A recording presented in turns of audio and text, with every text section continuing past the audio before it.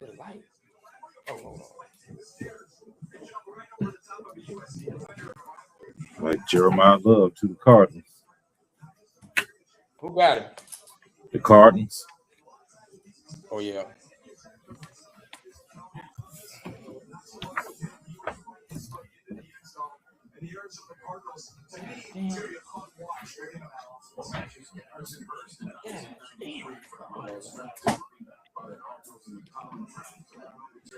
What you ain't trying to tell me?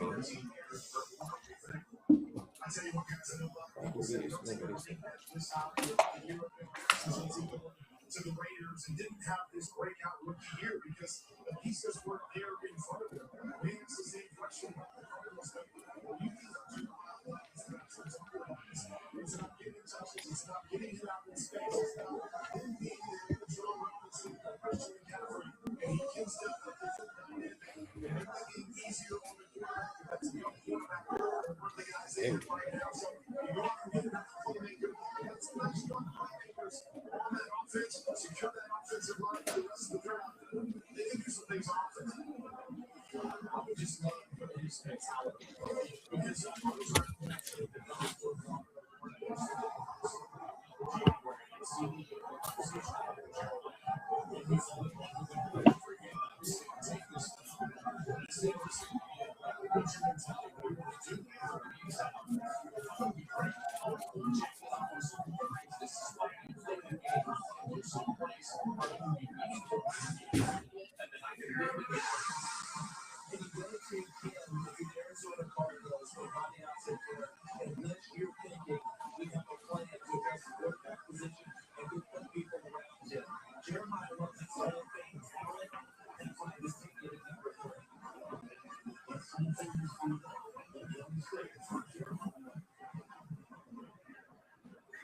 Jeremiah, your dad was your first ever coach. He's instilled so much confidence in you over the years. How special is this night and this moment for the two of you? It's very special. You know, my dad was the first person that believed in me, and he had to sacrifice a lot to get to this point. So I got to pay him back. I got to pay my family back, and I'm looking forward to getting working in Arizona. You feel me? I feel you. You are the first running back to be taken in the top 5 since 2018. Why were your skill set translate to the NFL? I mean, it's just a blessing. You know, I feel very honored to represent the running backs. And I'm proud for all football players. I'm proud for Notre Dame. I'm proud for my family. The last time I'm proud for the partner. Just special things together. Congratulations, Jeremiah. Thank you. Appreciate it. So the Titans pick is in. The Giants are a minute already in the clock. You didn't have this area of cardio. Even if you're like, a major side release for Jeremiah. Let me explain why I'm saying he's this hard for red flag at a combine and abnormal EKG under. He had more risk than other players. They did more testing, got his scans in Notre Dame. No additional issues. He is fine and now off the road. So meanwhile, on the Tennessee draft room, you're going to be thinking about the game all the way. It's like, oh, the defensive side of all the Robert sounds like, oh, we have a choice between no reason and sometimes. Is that what we have? That's basically it, right? Yeah, well, I don't see Cam Ward in there either. I'm sure he'd like to weigh in on this subject. I thought if Love got there, then that was going to be a real interesting conversation with Love versus Ohio State defenders was there. Now they have both Ohio State defenders there. There are needs on offense. They definitely get slightly around for them. Can't give my needs on Ohio State offense to go and help this defense grow up solid and then try and get that offense to go with their best piece of my thing. I can say Sonny Styles is put on this early for Arkansas's defense. He's a perfect fit. Interesting, Richard. We are the research Giants who are on the top right now from the James. That's the first of their 2 picks in the top 10. So look like the Tennessee Titans have similar stage right now. The commissioner is coming out with their pick. Is 13. So the commissioner's going to get steps in his life.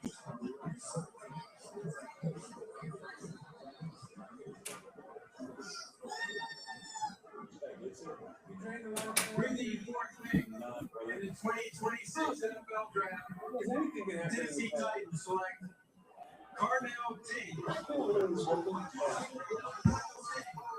Cornell Tate.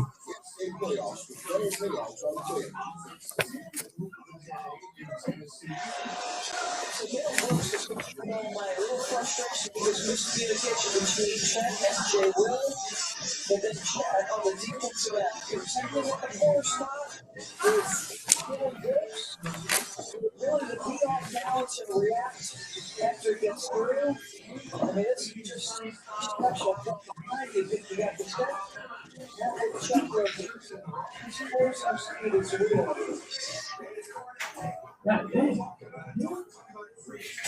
Oh, goddamn. What happened? Nah, my TV.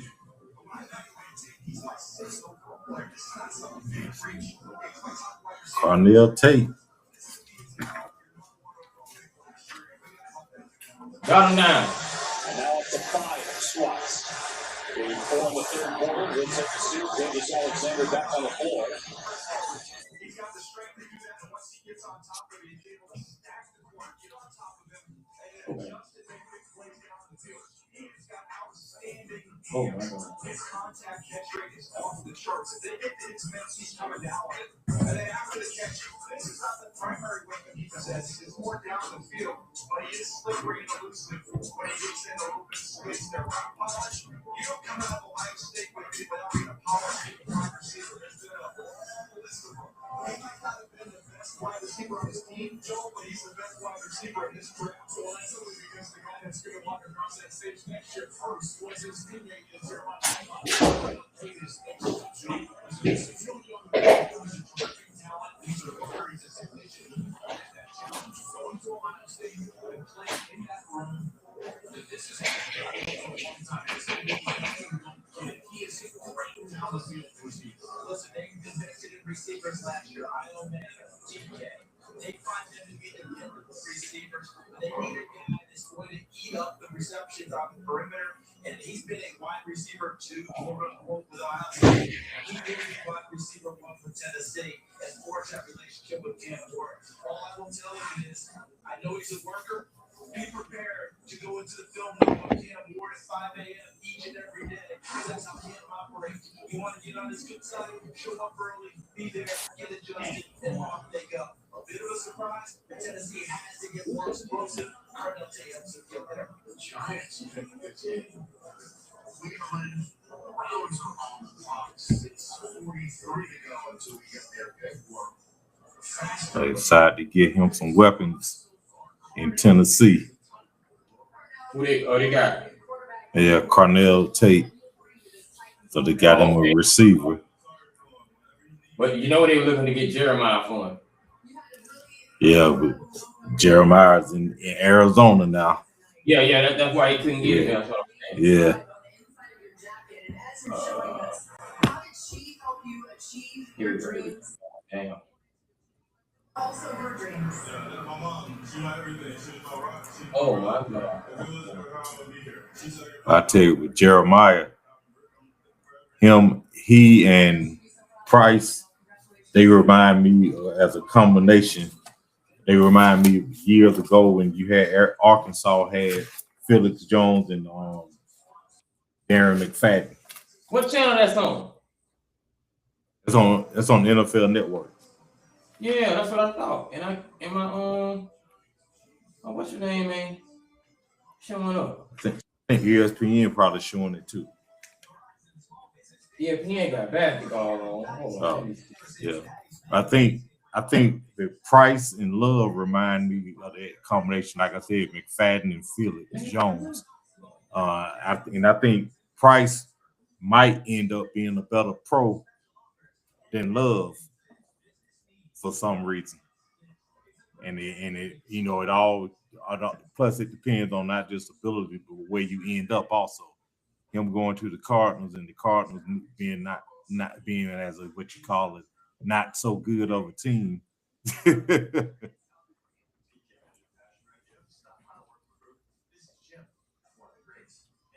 So we got the Giants on the clock now.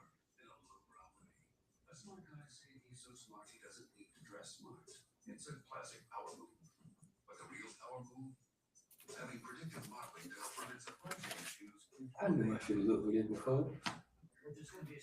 Wow. Cool. Sick. Hey, my thing ain't even done no more. Sorry, yeah. Oh, it's not for me. It's for the bride. She said, "Tell you the clean, crisp taste from her words on mine." She wants 30. Done by us. Introducing Home Care Plus subscription for $99 a year. Never get more. It grows. Nationwide is so much more than a great insurance. We're also America's largest financial services company. Just like I'm so much more than a man. I'm also not a great man.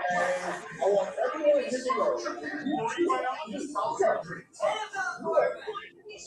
Kind of a niche skill set, but I believe in you. I heard insurance and financial needs. And is this from the woman over there? You just earned 5% cash back on it. Also, if I start a condo line, will you join me? For 5% cash back in different categories, each order up to $1,500 in purchases when you act. Sorry, man. Not while I meet. Looks like they're working on trying to get the draft down in time because now they've gone from 15 minutes in the first round per pick to 10 minutes. Now they're down to 8 minutes per pick in the first round. Turn the offseason on again with the NFL app. Your home for all things NFL. It is time for the draft. The highlights. Into the access with a subscription to NFL Plus. The picks. All in one place. Only one place.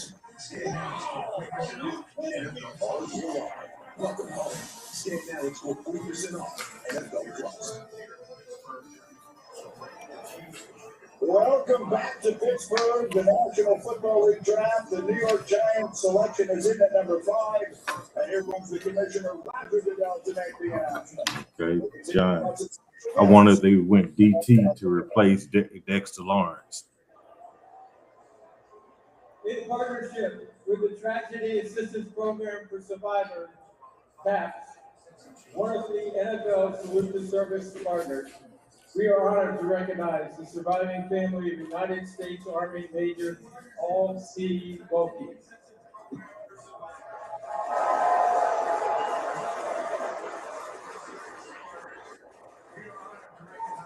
Major Wilkie sustained tragic fatal injury while deployed in Afghanistan.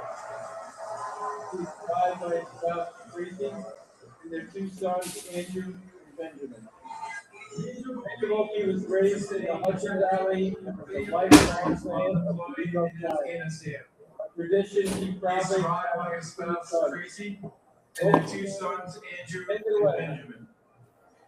Major Wilkie was raised in the Hudson Valley and was a lifelong fan of the New York Giants. Overall A tradition he proudly passed on to his sons. Arvell Reese. Yep. Looks like they picked somebody to help take up the slack of Dexter Lawrence being gone, but he's a pass rusher as opposed to really stopping the run. At number 5 overall, that is the highest pick any John Harbaugh team has made in his head coaching career. And this one is the guy who stood up in no foot.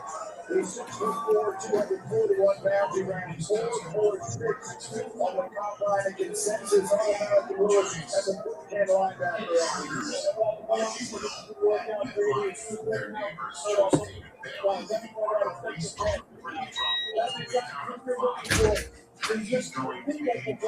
All-star linebacker by positional, so that's what the question.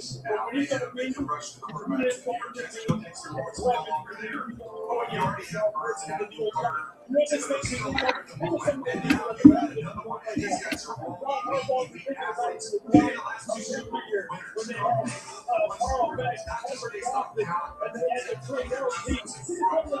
Yes. Yes. Yes. Yeah. Yes. We are coming in live. Where the Giants just picked up Arvell Reese out of Ohio State. What you think about that pick?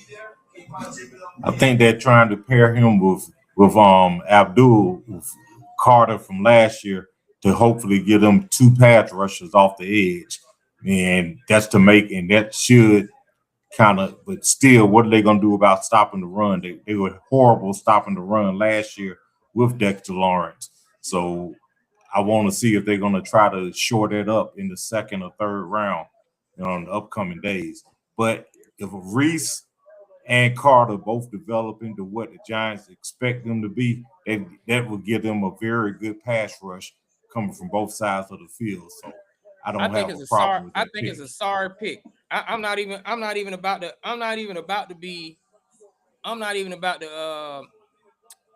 sugarcoat it. Big Ten defense, blah.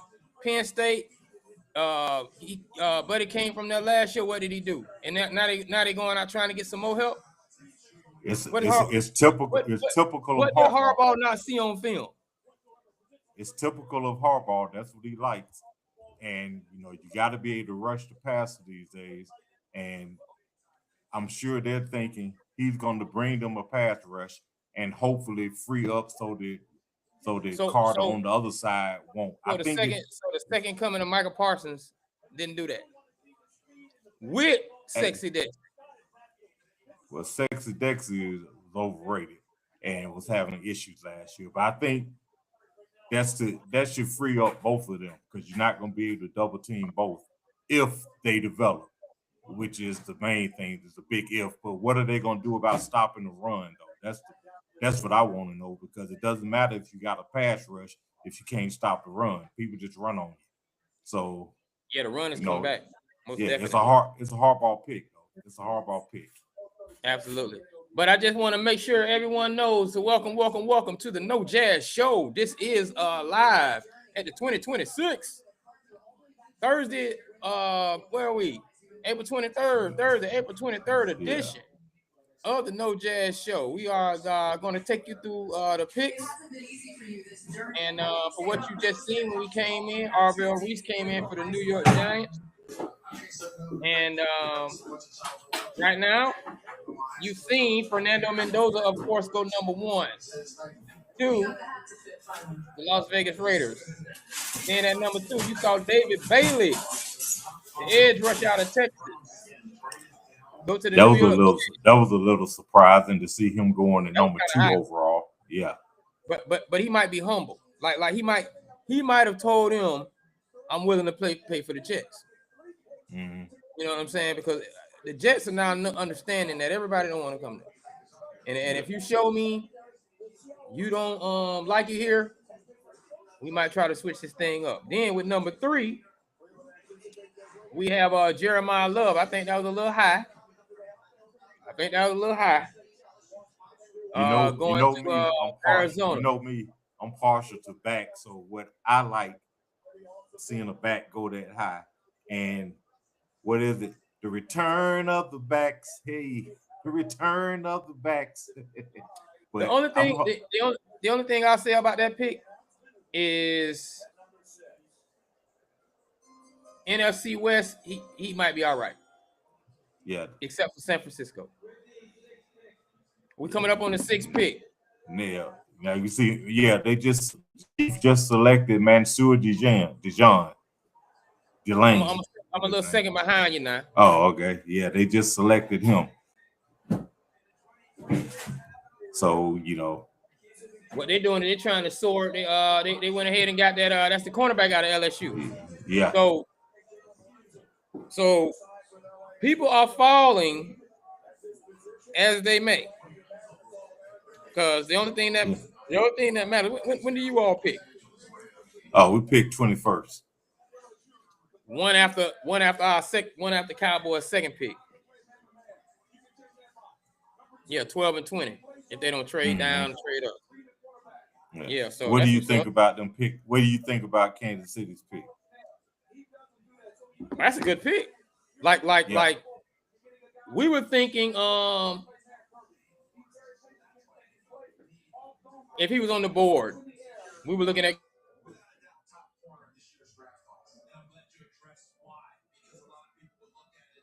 the what?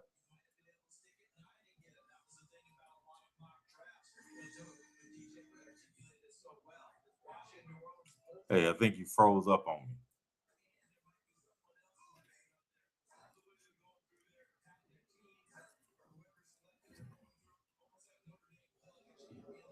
Yeah, I think you froze up on me, KD.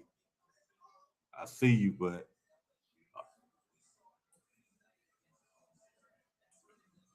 hold on, let me see what's going on with mine.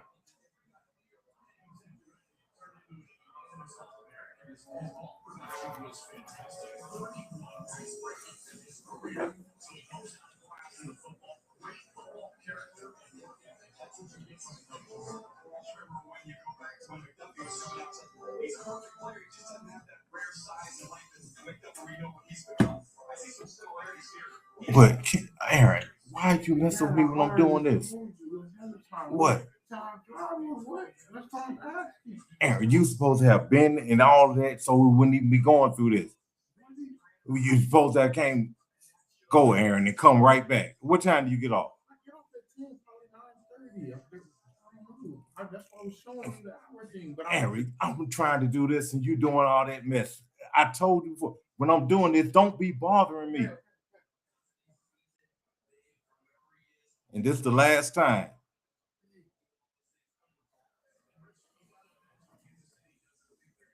If you had done what you were supposed to, I could have dropped you off. Yes. What are you talking about? I did do what I was supposed Aaron, to. you should have been back way before me. You should have. Before I had to go to work. That one, you were supposed to have brought it back and all instead of doing all that. I didn't do all that. I came here, I went to sleep, and didn't waste any gas.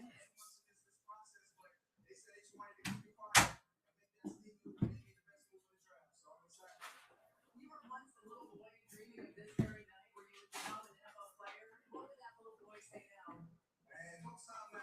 Don't stop now. You got to think that way. And it's 10 minutes to 6 now, so you finna go there and be late. Yeah, I was late yesterday. I'm okay to be late as long as I'm not late. It's parking.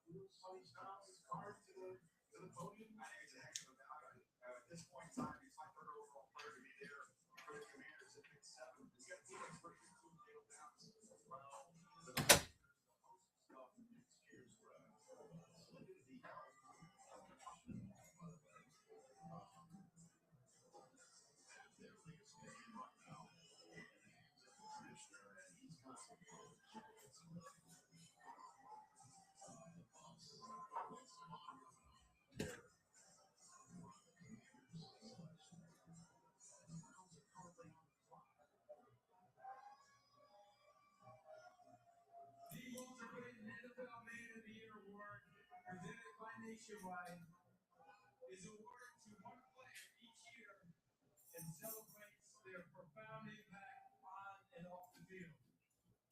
I'm joined on stage by former winners Liz Wine and Jerome. Lock both locks.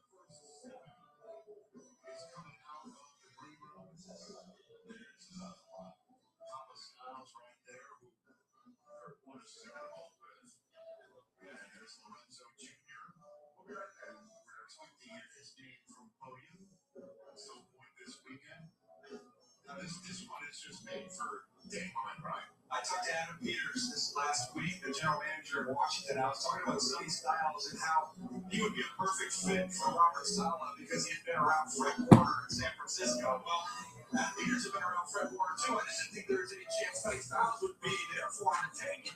And so they take him right off the board. He's got a physical presence. He's a former safety that dropped down the linebacker. You see him working downhill. He's not afraid of contact, but he can also shoot gaps and make plays on the other side of the line of scrimmage. This was a question mark here. As a former safety, does he want to take guys on? He shows he has the ability to do that. And that legit speed shows up not only in coverage, but when you want to add him on and rush him. In 24, he was very electric when they used him as a blitzer. So a versatile chess piece. For a defense that was pretty bad last year in Washington. Kurt Warner, what's going through your mind as you see a kid of a guy you won the Super Bowl with getting emotional walking to the stage being drafted? It starts with obviously how old we are, but really cool to see Styles Senior there, shaking the hand, giving up to his son. Obviously, we won the Super Bowl together back in 1999. Heck of a football player for us, and Washington is getting a heck of a football player as well. As Daniel talked about, what I love about Sonny Styles is his versatility. He's a guy that plays safety. He's very good in the pass game. He's got tremendous instincts, tremendous legs. He can play on any and every down. I think he's going to be a superstar in this league. He's a great leader, too.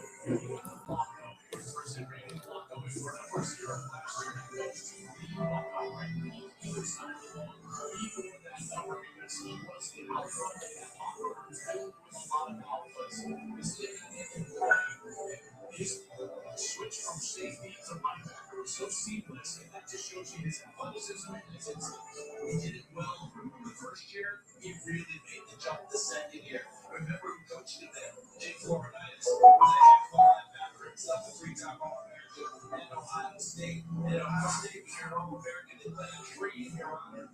Sonny Styles told Jake Floriditis that was one of his major goals, was to get that tree. And once they knew he was an All-American, Jake Floriditis said, let me be the one to tell them, because we need to share that honor together. And CD recently has become a force. Now there's no question about it. It's All-American. Just like when holidays come up, we're one close to get a tree. So the Saints have been in for about 7 minutes. The Browns have about 30 minutes left on the clock. It's time to welcome the Presented by Nationwide Sonny Styles. Sonny, we saw your smile when you looked at that Commanders jersey and you put on the hat. What should Commanders fans know about what they're getting in you?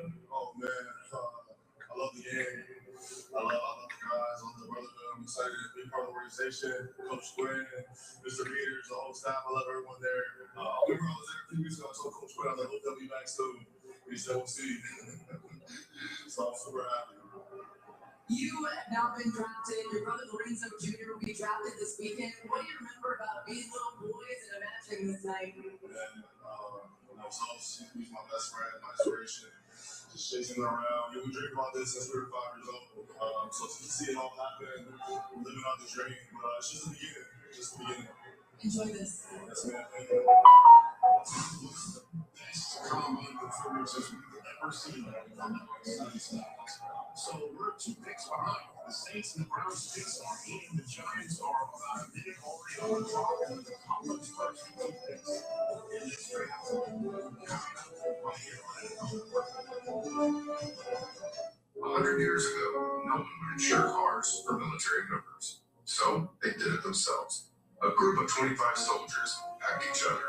A century later, we're still serving the military and their families. Not just because it's the right thing to do. It's in our DNA. Those values our founders shared. Honor, service, loyalty, integrity. Those are the things we live by. Do our members know? Be there. USA Day. Taking care of our own. Man, unofficial new year for tool people. A time to start new I should have put jobs, up. Can you hear me? tackle new projects, and stock up on new tools at Harbor Freight. Whether you're a pro or just like doing things yourself, we've got the quality tools and savings to start your new year off right. So come celebrate spring savings at Harbor Freight. Confidence isn't given. It's built. One choice, one moment, one step at a time. How you feel? Okay. Can you hear me? Yeah. Oh, okay. I thought my thing back on, man. Hey, we had a small outage in the area, man.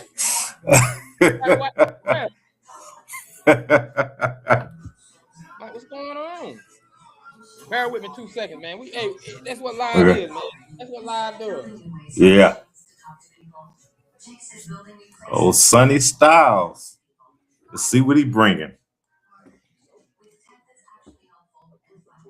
Yeah, so many styles, so many styles, so many styles. Just got picked up by, man. That's too heavy on defense for our Yeah, rivalry. And the Giants about it's to pick 3 up. Buckeyes. It's 3 Buckeyes. About that. Are they from Florida? No, I said it's 3 Buckeyes. No, that's what I'm saying. Are they from the state of Florida? I'm not sure about Styles. No. Sonny Styles. Well, they still haven't picked up the cornerback yet, have they? No. Okay, hold on. Let me hold up.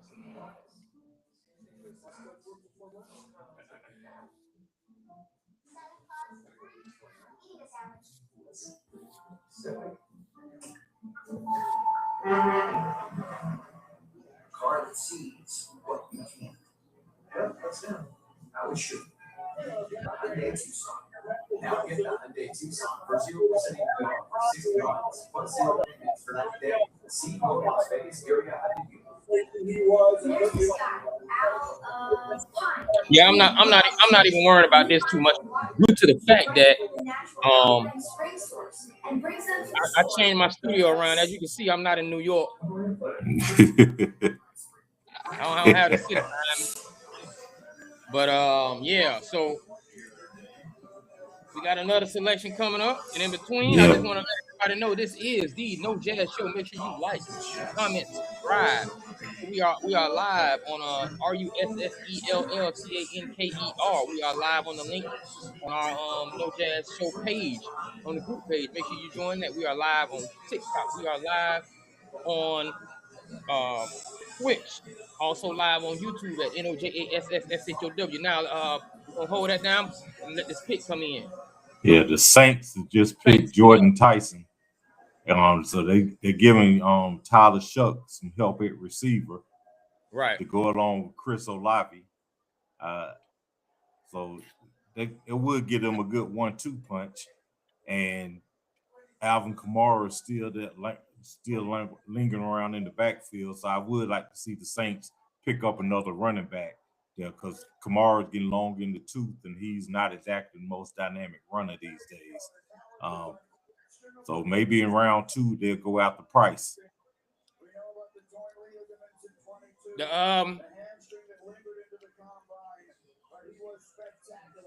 That's the talented wide receiver with all the injuries, right, Tyson? Yeah. So they give them a potential good 1-2 punch, because like I said, they got Chris Olave. Tyler Shuck is gonna have a year of starting under his belt, so he should be better. So the Saints offense overall should be better, especially if they can shore up the line as well. What do you think about the NFL changing the draft as far as the first round? Initially it used to be 15 minutes per pick. Then last year they've gone from 15 all the way down to 8. What do you think about that? Yeah, like I don't think you need 15 minutes in between. I never thought you needed 15 minutes in between trying to figure out if someone took your pick and now you got to reshuffle your pick. The NFL has been looking at these guys since college, this year. Then you have the combine. If you haven't came up with your ABC plan and you have everybody free agency, like that's all I'm saying. You don't need 15 minutes.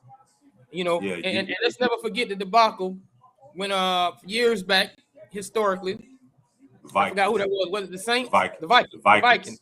Took them 15 minutes. They come up with nothing. Yeah, so, I think they've done that twice. The Vikings have. They've done that twice. So all I'm saying is technology.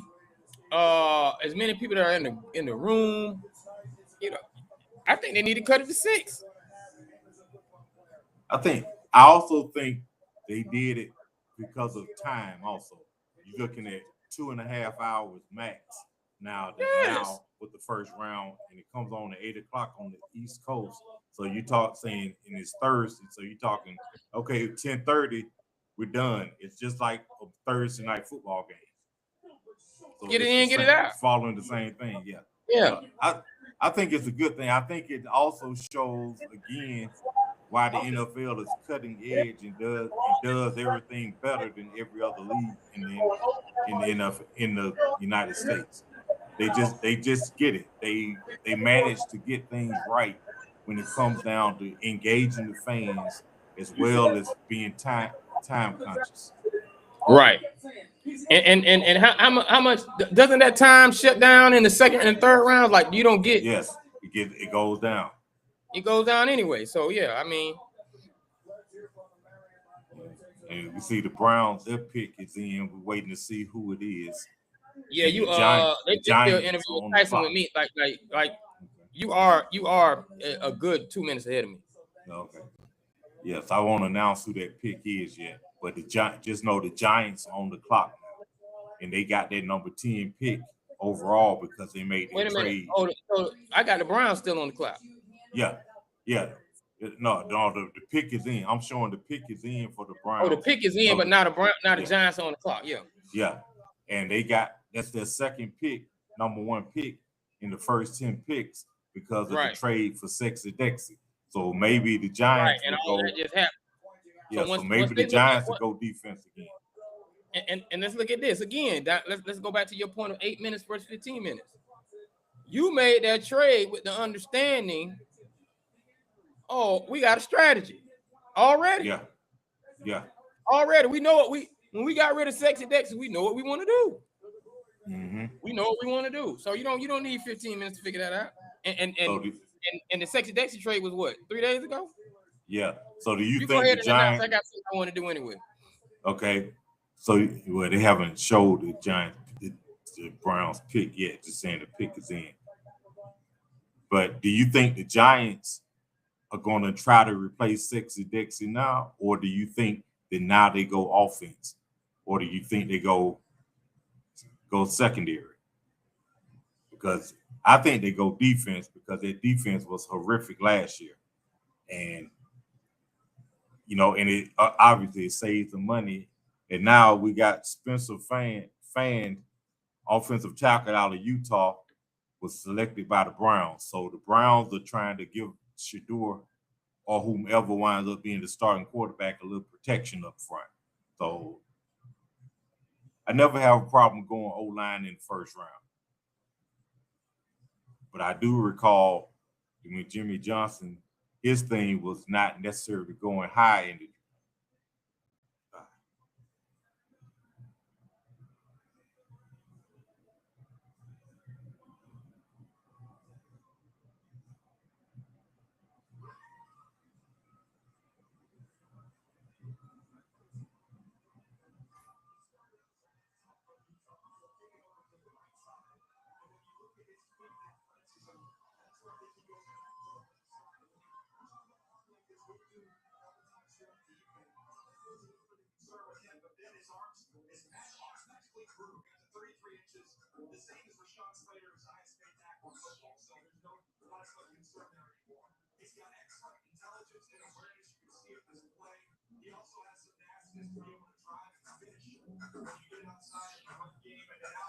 You want to throw screens, you want to run one. He's more than capable of doing that. We saw what the combine put on that show in this workout. So this is a very athletic guy. And this is a rebuild this offseason for the Cleveland Browns offensive line. Martin Stanford pitched available, presented by American Express. This Miami is using thankfully all of its time here so we can catch up. Obviously, the Giants' second pick of the first 10 picks. They chose Marvin Reese, who dropped into the Jets. Chose David Bailey, the Cardinals, and Jeremiah London. The Titans, the Cardinals, teams, they've sitting up there. What do you think the change is here with Marvin Reese over offense? These 2 picks will be helpful. So those 2 receivers are gone. So change their thinking here, go back to defense. Let's check it out.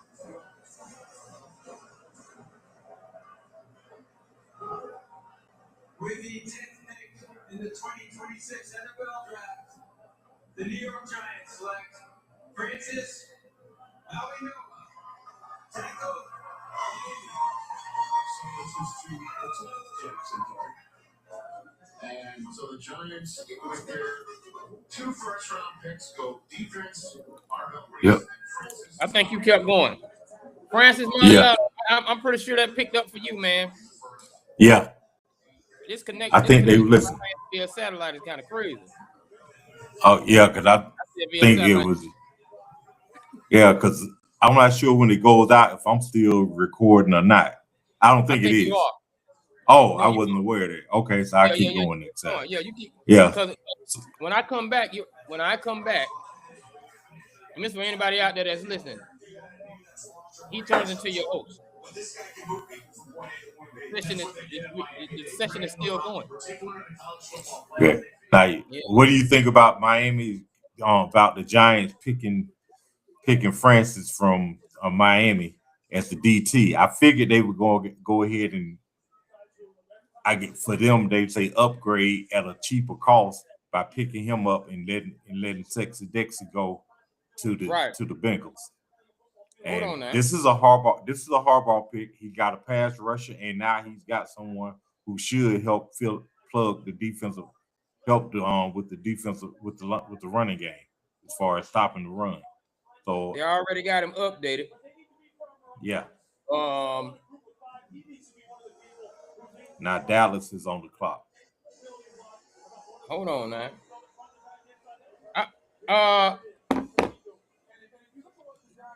You think you're saying you think they would have upgraded for Sexy Dexy instead of going offensive tackle? Yeah, I thought they would get a DT. I thought they were gonna go and get an OT, a defensive tackle, to take place of Dexter being gone to pair with the pass rusher they got. But I don't have a problem with going offensive tackle. Yeah. You gotta keep the quarterback upright. Yeah, you gotta see, and that's why I believe they went with it. I believe they went because if they had Sexy Dexy, he probably Magua might have been their first pick, and the reason why is because I think they do have Scatterbo and the quarterback to worry about. Like I really think that was a priority, so they were going to go that way anyway, even without Dexter. So. Now I do expect the Giants to go running back in the next 3 rounds. One of the next 3 picks I expect it to be running back. Yeah, I think they might go Thunder Lightning. I really think they might. They see Scatterbo is kind of he's not an every down back. Yeah, no, he's a good cult hero, and you put him in, he can do some things. But I think they might go after Washington Jr. out of Arkansas as far as running back, or they could go after Jadarius Price. I think they want to get a running back who's got better size, still got breakaway speed, which Washington and Price do, but it's also sturdier. I don't think they're going to get another back with the same dimensions as Scatterbo has. Right. Now, as we wait on this pick, question for you: do you think there's ever a scenario where the Major League Baseball? Because we are watching the NFL draft, and every year this happens. The NFL draft is going on around the same time as the NBA first round, and those ratings shift to young guy for whom we don't even know.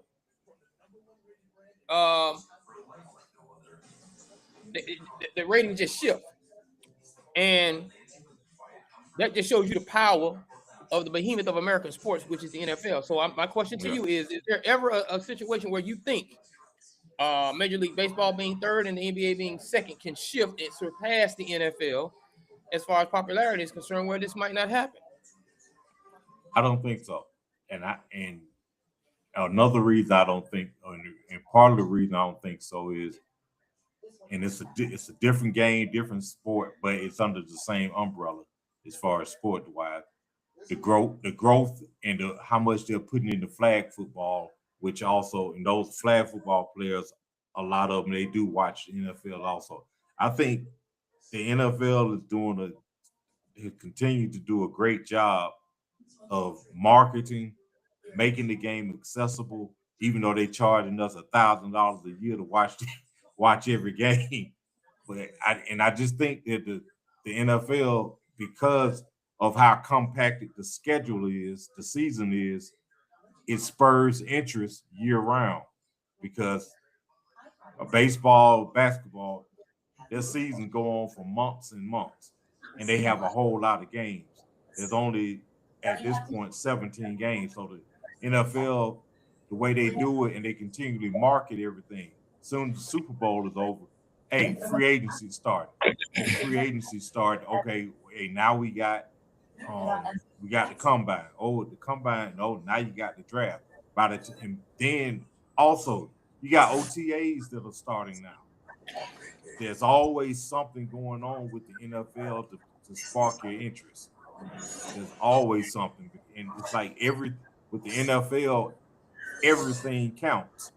Whereas with these other sports, because the season they play so many games, everything isn't as imperative. So I think that also keeps it going.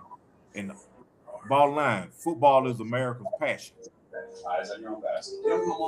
People love football, and you see that as far as college basketball. Also, baseball. I don't know anybody that watches college baseball. It's a non-revenue generating sport. You know what? Let me try another perspective on that. I love the NFL. I love football. You know that, but let's be real. The NFL is the club. The NFL is the chick that goes to the club all the time. She always in the streets. She's always social. She's always posting. She's always out front. That's just who she is. The gift and the curse in that is all your players and everything that happens and all you do and all your behaviors get put out there. I don't think Major League Baseball, AAU baseball, travel baseball is even conducting itself in that fashion to want to even care about being second and third. I don't think I don't think they're in the conversation because I don't think they produce a sport that wants you to know who their girlfriend is.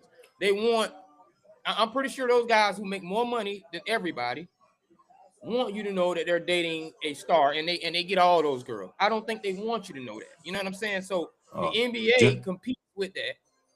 Go ahead. Quick, this might be of some interest to you. Caleb Downs, safety out of Ohio State, has been drafted by your Dallas Cowboys. What do you think about that pick?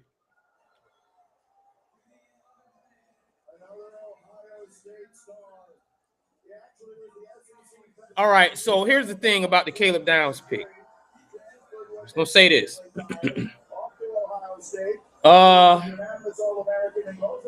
I'm happy because we've never had what we have.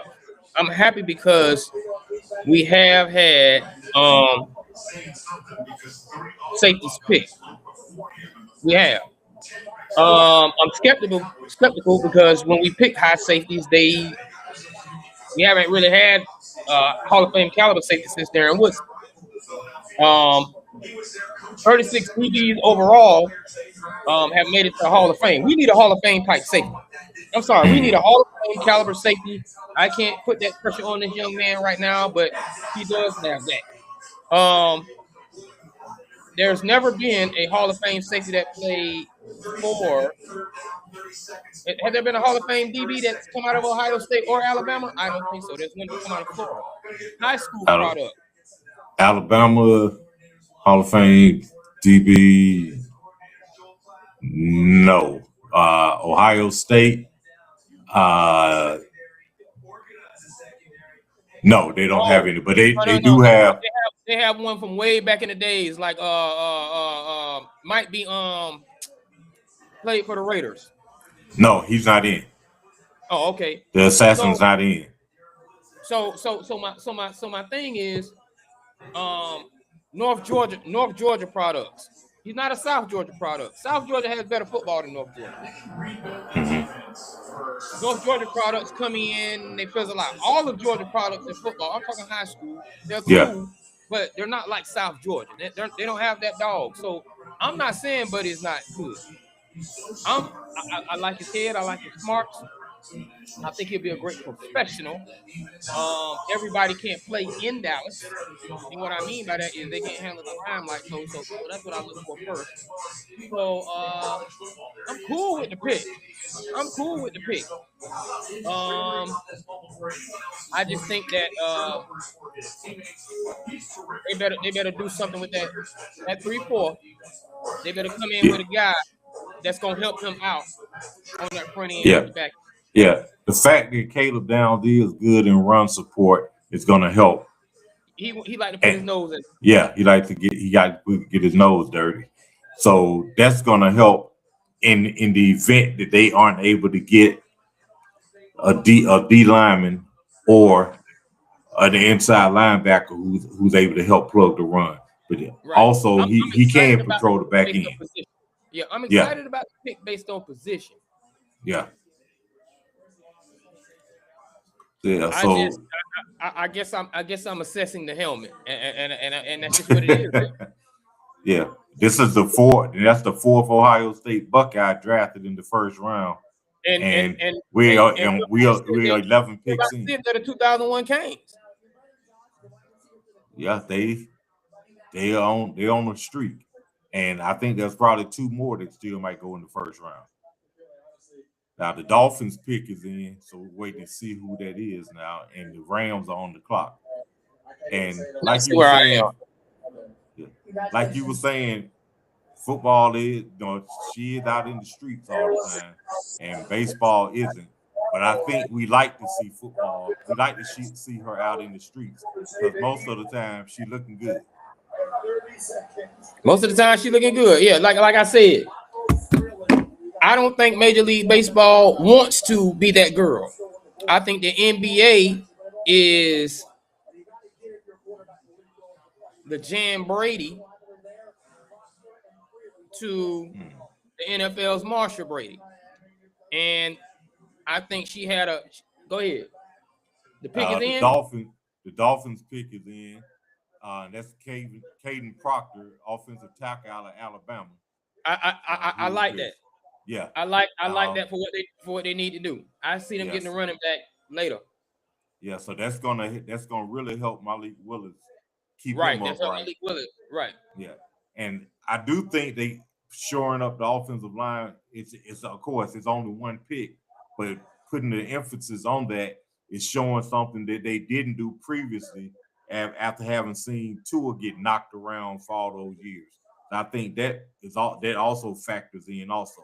They saw Tua getting knocked around all those years. And let me go back. I had to go back to my information. We were wrong, and we should have known this one.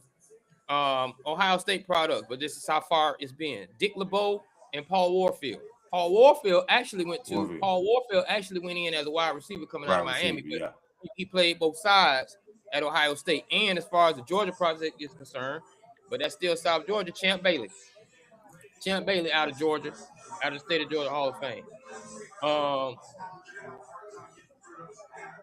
And one DB product all time drafted by the Cowboys in the Hall of Fame, Mel Renfro. So all I'm saying is, it's been a long time. It's been a long. You see what I'm saying? We need him to. You know how we do with these DBs? Yeah, because they have sparks of greatness. Yeah, and I think Jerry is saying, hey, I might not have more than 3 or 4 more summers. I need to make a splash, and I need some people who's gonna help me get there because I want an opportunity to play for a 4th title. Right. Now, what I will say is this. What I will give him is this. Athletically, if this young man gets exposed, I think he's cerebral, though. I think he has what it takes up here to offset anything that may happen. And then I am not Giants, Washington. I'm not afraid of Jalen Hurts. So I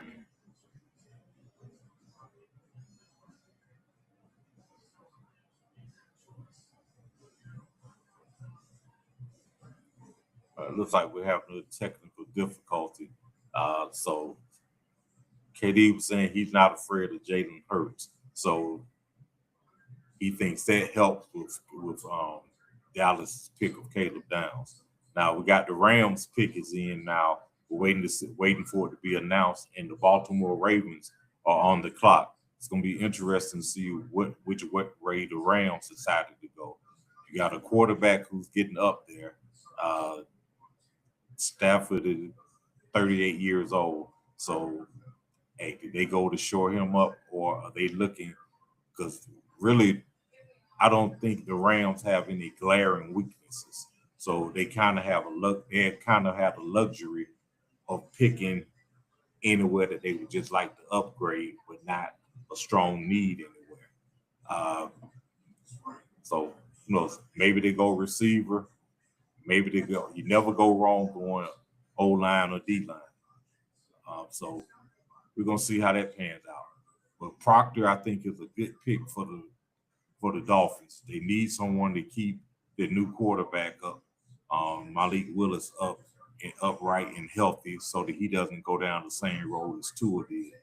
And I think the Dolphins are going to be a little more physical up front. Their offense is being revamped, remodeled, because they've lost Waddle, they've lost Tyreek Hill, they lost the quarterback. So I don't know what they're going to do on offense. I think they might be trying to develop a real running game. They might develop a little smash mouth and let Malik Willis continue to develop and see if he can fulfill the promise that they saw in him coming out of college when he was thought about being possibly a first or second round pick.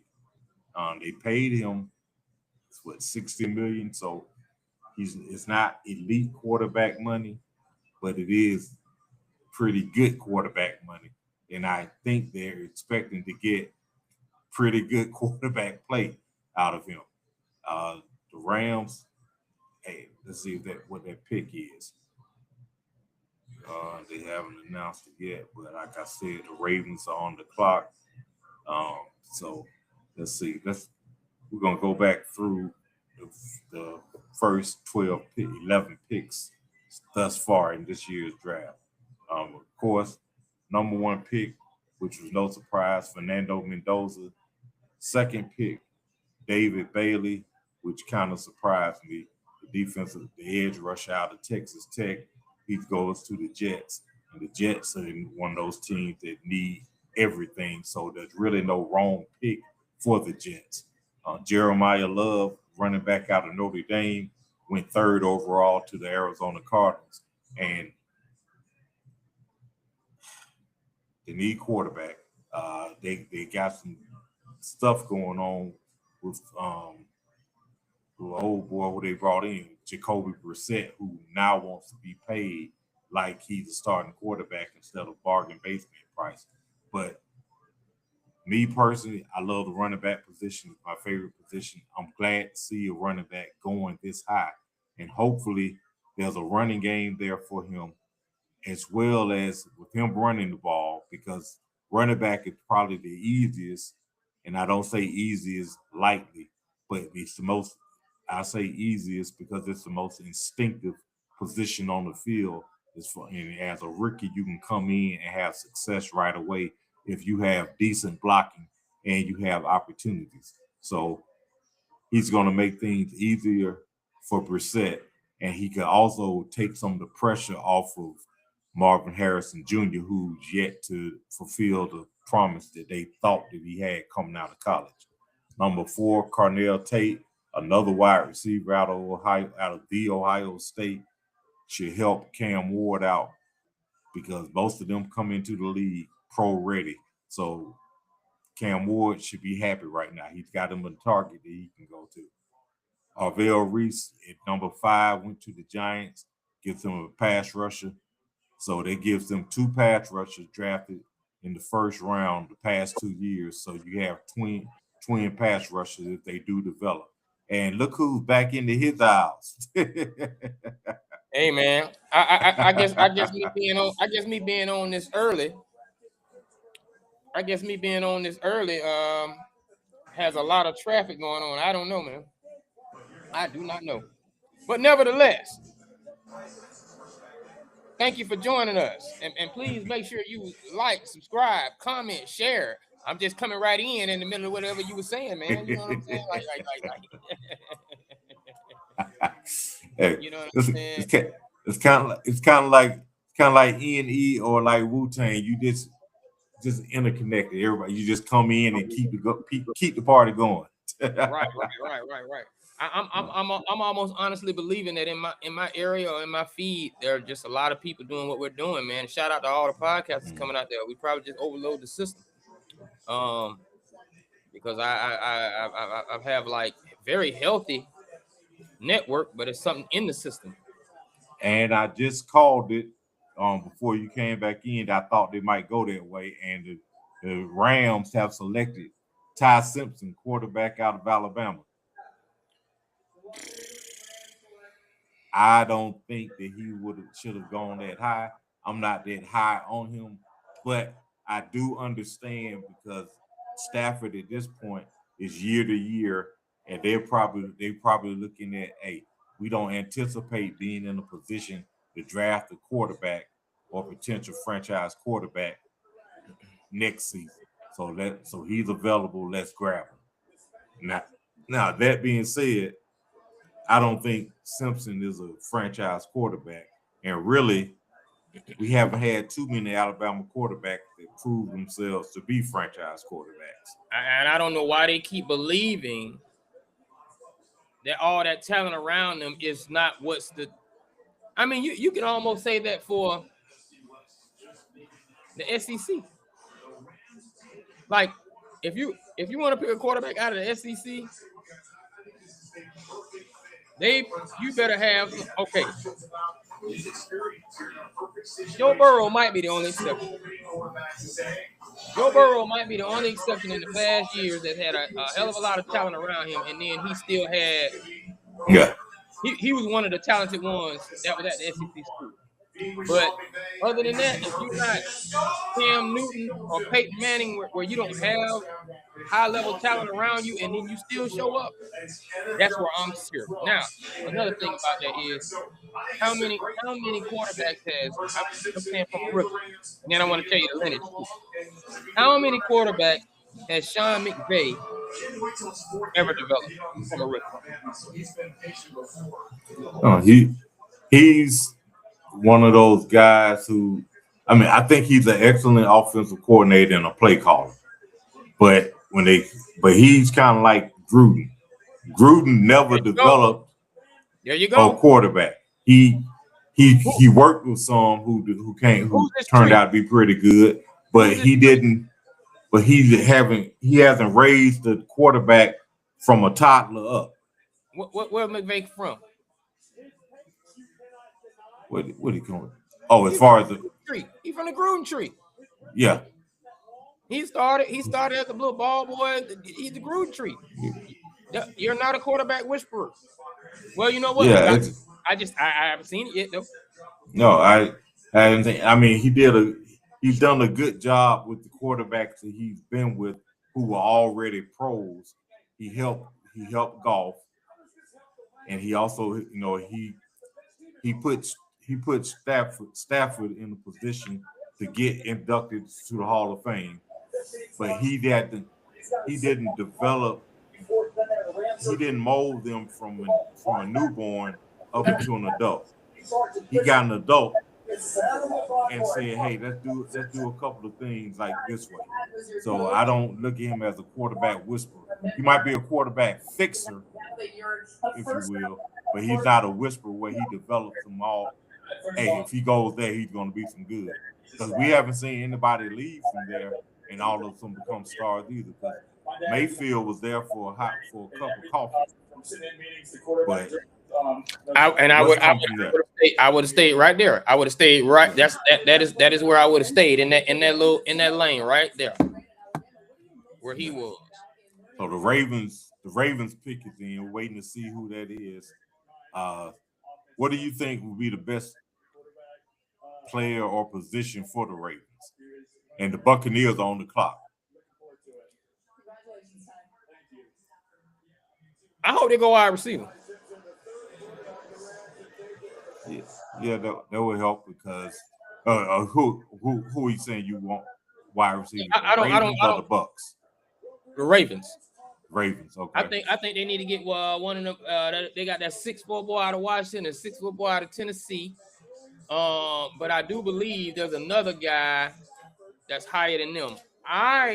But what my thing is, those 5'10" speedsters don't help them. So go big. What about Makai London? Makai Lemon. I think he's USC. 5'10". Yeah. But he's probably the best one on the board. Yeah. He's better than the other guy. Makai Lemon, 6 feet. They're not doing anything out there. Do you think that one of the problems with Lamar has been because really, have they really ever had a dominant receiver working with him?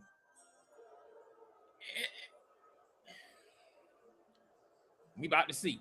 I'm gonna ask you a question in a second. Okay, we see who that is now. Okay, they went that way. They went guard from Penn State.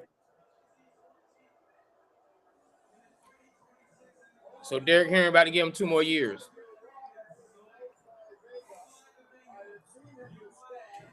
Yeah. Did they need a lineman more than they needed I guess a splash player on offense, a splash on defense? I mean, you really can never go wrong if you get a good one as far as the offensive and defensive lineman. But so this wasn't a sexy pick, and I'm not sure if I would consider this a need pick. Because you know what, I'm gonna tell you something. And I ain't mean to cut you off. I am what you just said, you can't go wrong. Yes, you can. You can go wrong getting a lineman. And it's not even evolution. I think it's de-evolution. And what I mean by that is the linemen don't get to develop in the OTAs and with the pads on the way they used to. So you can go wrong getting a lineman. The cliche statement of, get a lineman, because the quarterback always needs somebody to block. No, because who's he going to be? Is he going to be a run blocker? Is he going to be a pass blocker? Because you learn you get hurt more often pass blocking. Yeah, he's going to have to run block because they got Monken. They got Henry and they got Monken calling those plays. Exactly. So I'm like, I'm not saying it's wrong, but I'm not saying it's not as safe and cliche as to say as it was years ago because these guys don't get developed the same way. I think they're looking because he's going to be looking to replace someone. There's someone they're looking to replace, which is why they got him. Absolutely.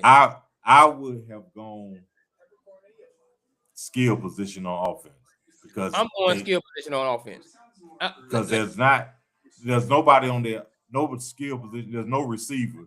That's basically looking no wide receiver that I say, oh man, they got Zay Flowers, but Zay hasn't. He's not dominating anybody. Yeah, he's a good receiver, but if you look back, you aren't gonna say, man, he was the perfect pick for that team as a first round pick, and he's been a dominant receiver. He hasn't been, and he's not a number one in the aspect that, hey, you got to stop him. The only reason you have to stop him is because they don't have any other receivers. It's not because he's dominant. You know who else was there and left, right? Hollywood Brown. Like. Yeah, You need. Hollywood's there. Maybe the receivers I said will be there later. I'm just like, and let's be realistic. Your 2 offensive weapons probably got 3 years in the window.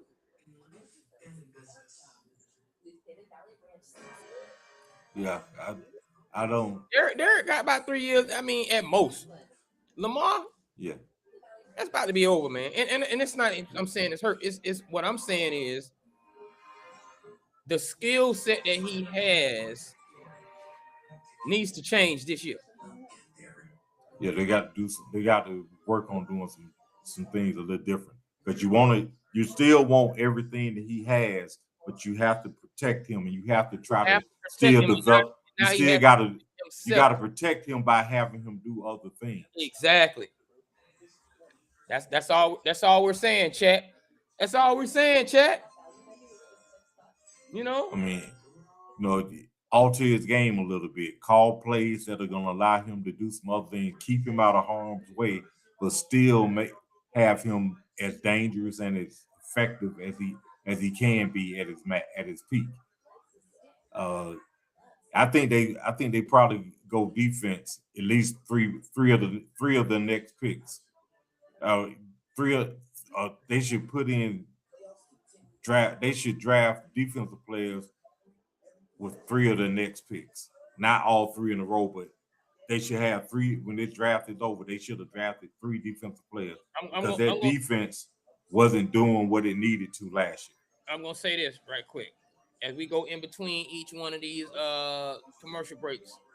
Please give a shout out to all of our sponsors. Light Snack for all of your food delivery needs. Make sure you order from Light Snack, breakfast, lunch, and dinner. Also, make sure if you all have any hair products and hair troubles that you might need to make sure you go to BILISS Brazilian, blissbrazilian.com as these picks come in. And we go in between subjects. We were talking about baseball, right? Mm-hmm. What do you think baseball can do as far as getting more ethnicity in the league? I think it has ethnicity, but I just think it's more of the Spanish side. Yeah.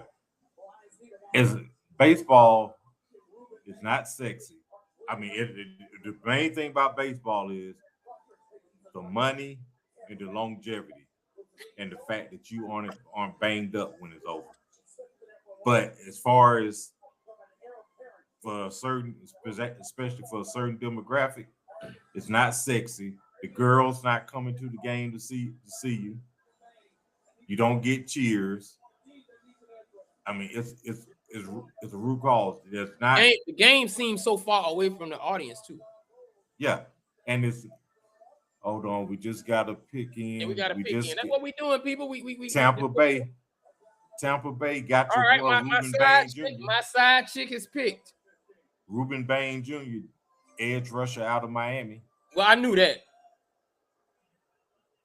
So I think that's a good pick. I think much ado was made about nothing with his arm length. I mean, it's not like he's 5'9", 230 pounds playing defensive end. So I think that's a good halfway pick. Home. Yeah, I think that's a good pick.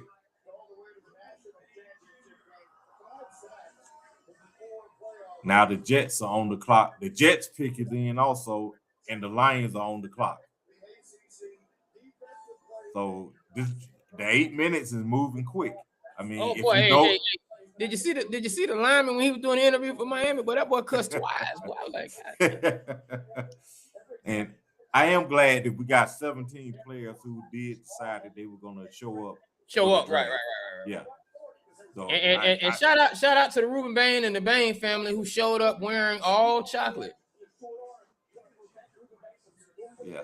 I think Ruben's I think he should develop into a good player. And so, that's a good thing for the going down to Tampa Bay. I that's good. I like that. I'm not mad. I'm not mad at that pick for Tampa Bay. Yeah, but really, again, when you say to get more ethnicity into baseball, who's looking around at the baseball draft?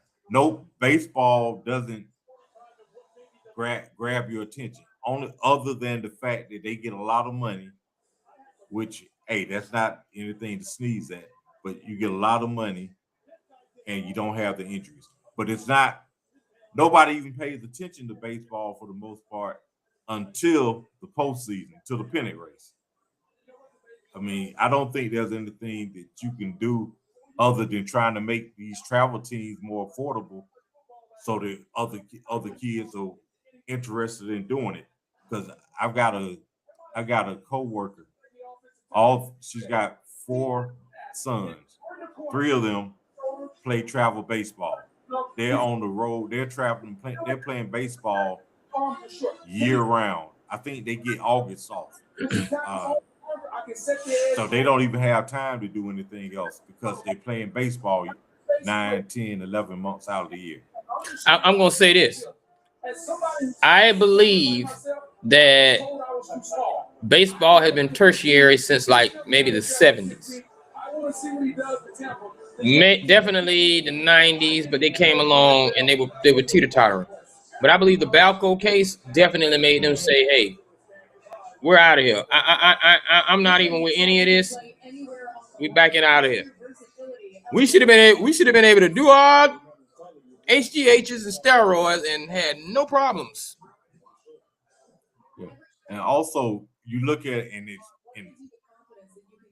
you don't have to be as much of an athlete to play baseball as you do other. Of course, we know hitting the baseball is universally sometimes debated, but the hardest thing to do. But you don't have to do a whole lot of other things in baseball to be good at it. Not being great, but to be nobody comes. How many baseball games did you go to when you were in high school? How many games? High school baseball? Yeah. All my years of high school? Yeah. I didn't even know when they were scheduled. You know what I mean? Like.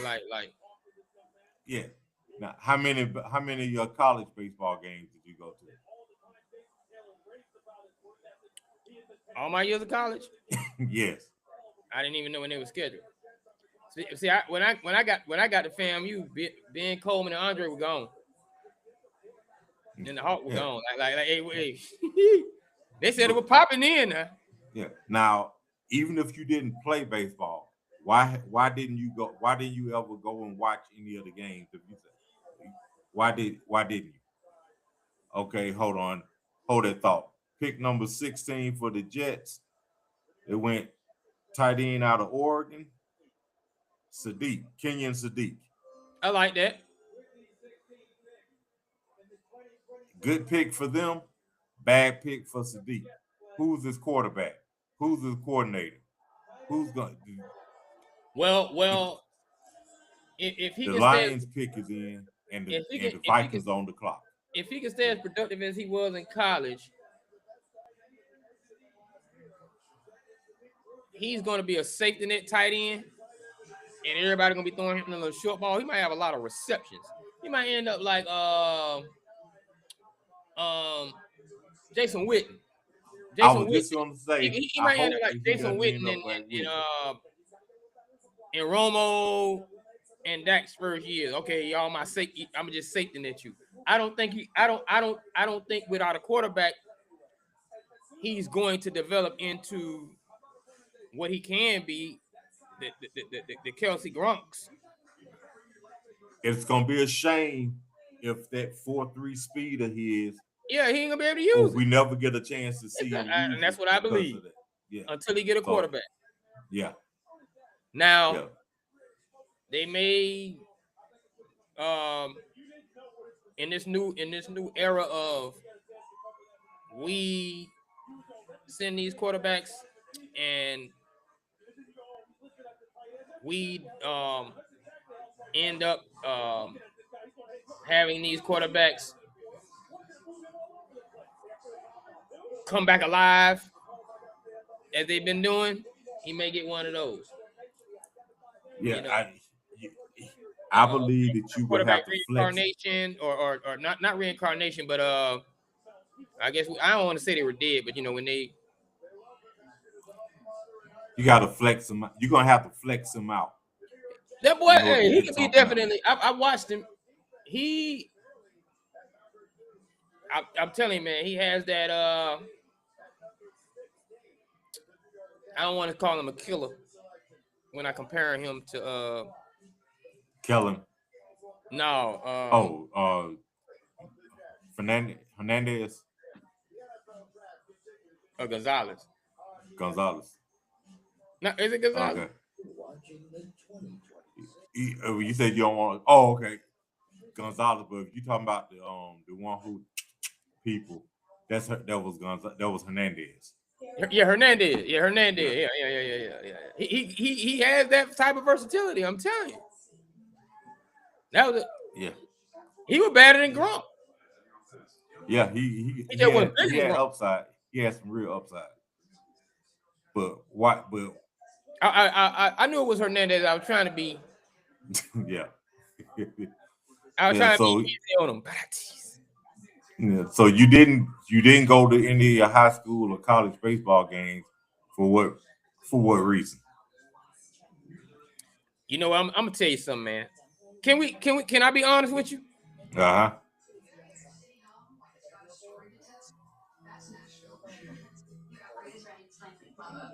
Baseball too hot. Baseball is a summer sport. A lot of humidity in Florida. The boosters don't put enough money into the stadiums to where cover that shit up, man. Cover that shit up and allow us to enjoy the game. Too much sun hitting the sun. It's not like football. You can't go under the bleachers. Even when you basketball, you're in the arena. Yeah, I just think baseball doesn't. I think baseball doesn't appeal to the ultra athletic. Or people who, as far as athletes or people who enjoy seeing great things made out from athletes. It doesn't appeal. It's like you can pick anybody. It looks like you can just pick anybody and put them out there. Now they can't hit, but they can catch. They can feel the ball. They can throw it. They can throw it from the outfield to first to second base. They can throw it. The shortstop can throw it to home plate, but it's not an exciting game. The only thing really exciting about baseball is a home run, just because he hit it a long ways, or you see somebody do something like Bo would do, running up the wall, jumping up. It's got to be some other. Baseball used to be the joint though. Yeah, but I believe you had better athletes playing then. You might have better baseball players now, but you had better athletes playing then, and they weren't all specialized. They would play multiple sports. I think all the baseball players found out they were better at a faster sport where you faster see sport. Yeah. You know what I'm saying? Because so I don't think it's got to be. Baseball has become more affordable, and they have to do something to speed the game up and do something that can highlight athleticism in order to get other players involved into it. You know what else too? Walk up to a girl that's on the cheerleading squad and say, "Hey, do a baseball cheer." Yeah, it doesn't happen. It's like there's nothing. There's nothing to get. Do a baseball cheer. They don't even know. I don't think they know to cheer a strike out, because cheerleaders began in baseball. Yeah, there's nothing. I don't believe that baseball can do anything. The only thing baseball can do to overtake basketball is for basketball to hit rock bottom and it leapfrogged it that way, because they deteriorate that much. It won't be because baseball gets better. Now, something else is going to talking to other things in sports as well. Nike has gone. Okay, we just got number 17, Blake Miller from Clemson, offensive tackle, is going to Detroit. What pick is this? 17? That's 17. Oh, and offensive tackle was something that they could use. The Vikings pick is in, and the Panthers are on the clock. What do you think about the Lions going offensive tackle? I think the Lions went offensive tackle to have an offensive tackle with 1 year already in his They want to have an offensive line. I mean, they want to have an offensive lineman with experience by 2027 when the golf era ends and they pick a quarterback next year with is it Gibbs? Yeah, Gibbs, because Montgomery's gone. Montgomery gone. I think that's why I think they're starting to let's go. If these quarterbacks are who they say they are next year, because you know they always bill them. If these quarterbacks are who they say they are coming out in 2027, the only reason we're seeing Fernando Mendoza by himself is because Manning couldn't get the hype this year to leave. Yeah. If they're really looking forward and hoping that Manning really plays lights out this year. Yeah. So that they can say, yes, we got another Manning coming into the league and he's a top 5 pick. Now, I don't think they'll let him go to Detroit. But he's going to a high side all chips. Okay, hold that thought. Number 18 pick is in for the Minnesota Vikings. They have gone D tackle from Florida, Caleb Banks. Okay. That boy athletic. Yeah. And the Cowboys on the clock for their second first-round pick. The Cowboys will be picking Akeem Mesidor. Yeah, Cowboys will be picking Akeem Mesidor out of the University of Miami. And the Panthers, who their pick is in, who do you think the Panthers? What do you think the Panthers should go? If they don't get Akeem, Cowboys get Akeem. I think that's where they need to go. It's time for them to get another Julius Peppers. But that little Cowboy wide receiver is not panning out, man. They need legit. He's got to step it up this year. He's got to step it up this year. Who the running back? I think they go offensive lineman. I think they're gonna go. I think the Panthers go because the defense was pretty good last year. The Panthers defense is good. I think the Panthers are gonna go and get another bullet in the chamber. I think they're gonna go wide receiver. I think they're going wide receiver to help out. And they realize USC, USC wide receiver. That wouldn't be bad. Yeah, because that'll give them 2 first-round picks at their position. That'll also put some heat on the Jet.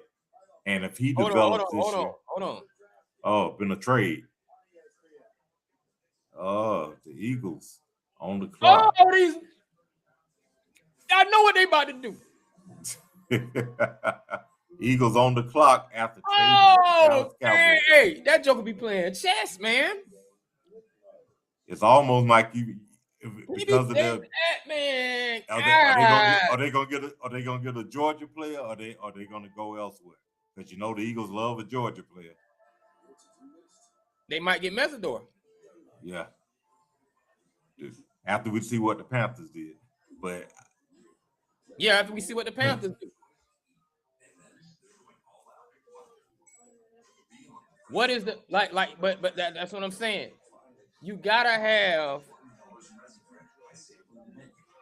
but before we do that, and show your friends what life's all about with Platinum Nights. I just want to welcome everybody and thank you all for joining us on the NOJASS SHOW.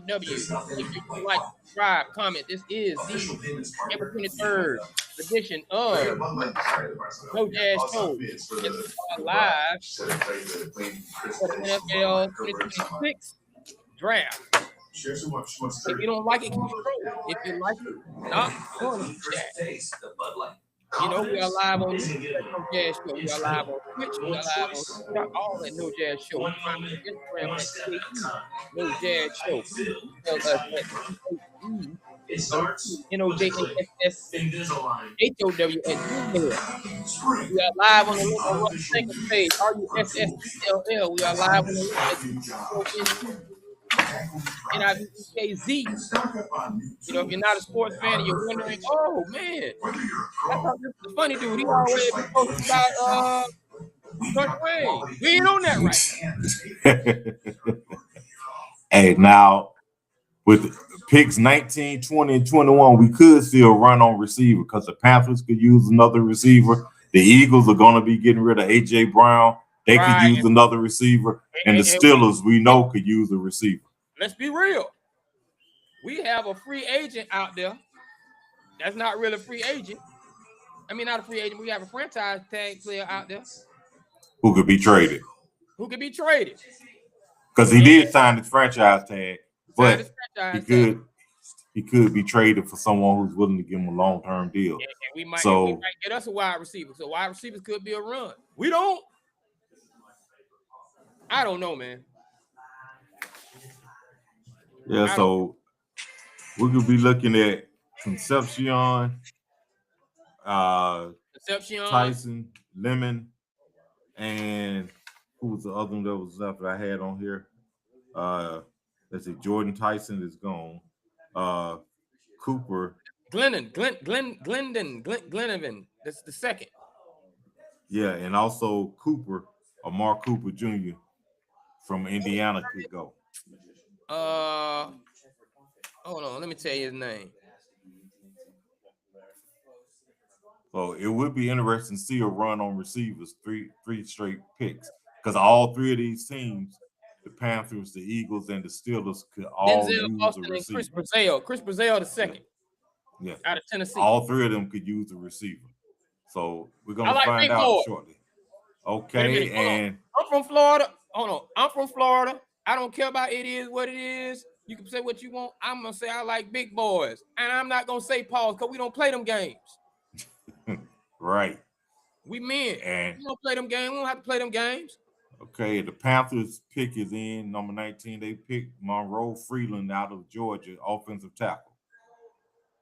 Hold on now. But that's the 18th pick? That's the 19th pick. So when the Eagles traded, I thought they traded to go ahead of Dallas.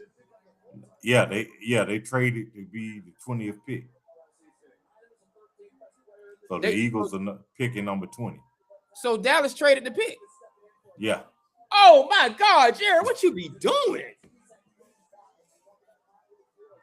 Offensive tackle to help keep the offense going for the Panthers.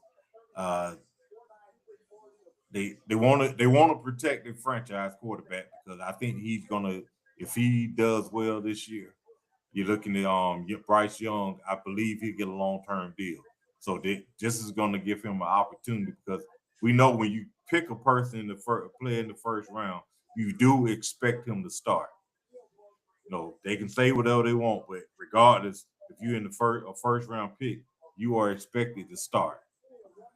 So basically what Dallas is saying is we don't have a second round pick and we want one.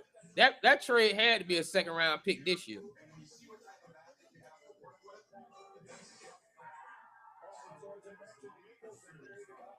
Yeah, I believe so. Now, I'm trying to get got some juice missing. And now, Mekhi Lemon, picked by the Eagles, wide receiver. I told you.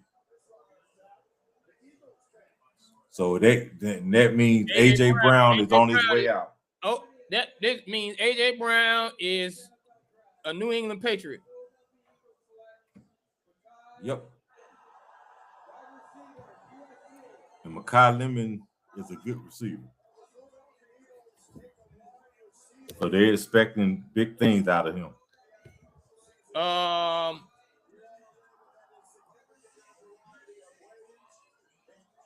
Where did Puka Nacua play? Utah. Or BYU. Where did NJB play? Ohio State. Ohio State. When last time USC had a dog?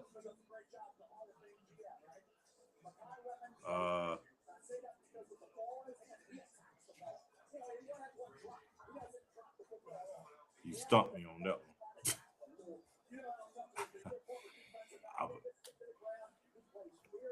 I'm not saying he think. can't be. I'm just saying. Yeah. Hey, he's the highest rated, so that's what they went after. And you know, if you go after the highest rated receiver, you can't really fault a guy. So they were afraid he wasn't gonna be there at 23. So it might be a run on receiver. Yeah.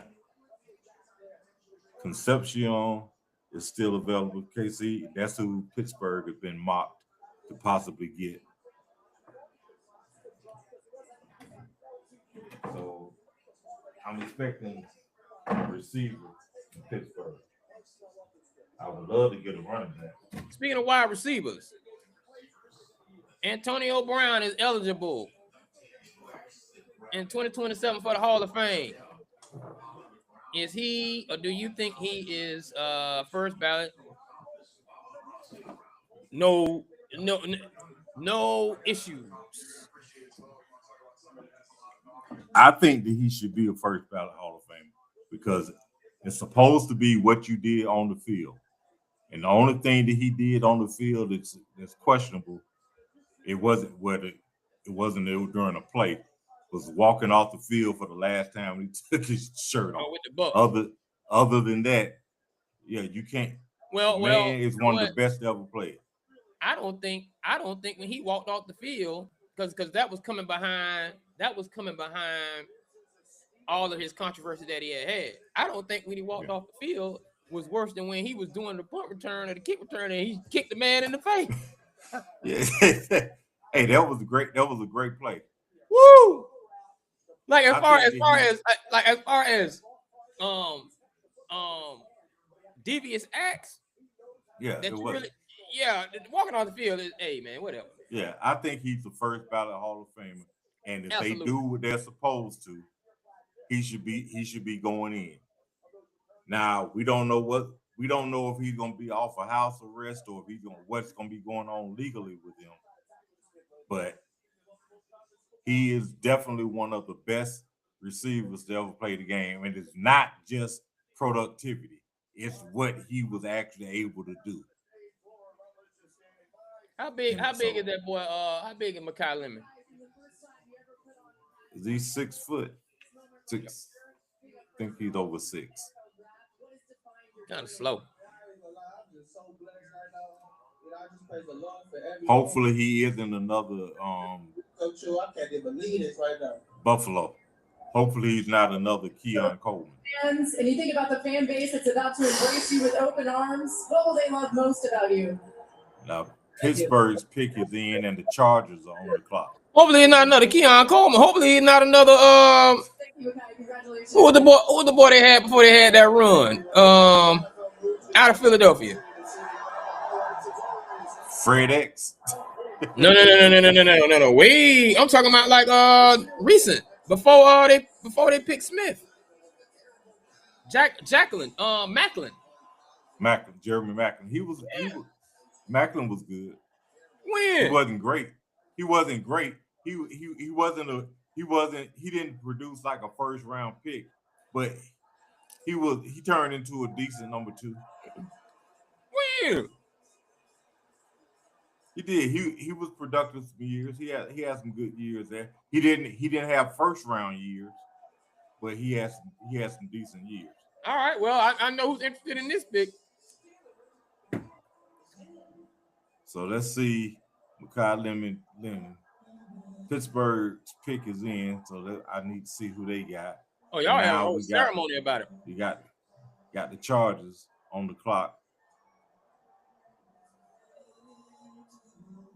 Shout out to Pittsburgh. If you've never been to that little area right there where the baseball field and the football field all around each other, it's nice. Mm-hmm. Very nice. And you can actually tell the draft is in Pittsburgh because they're doing a lot right now. I like that they had all those Super Bowl champion legends out there. Yeah. To kick it off.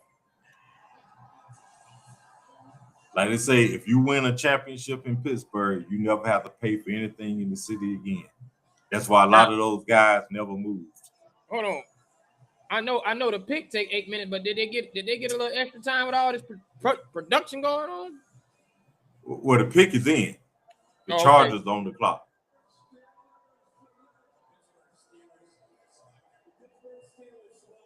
So I hope they went. See, They threw me out when they said Pittsburgh still select Joe Green. I was like, what?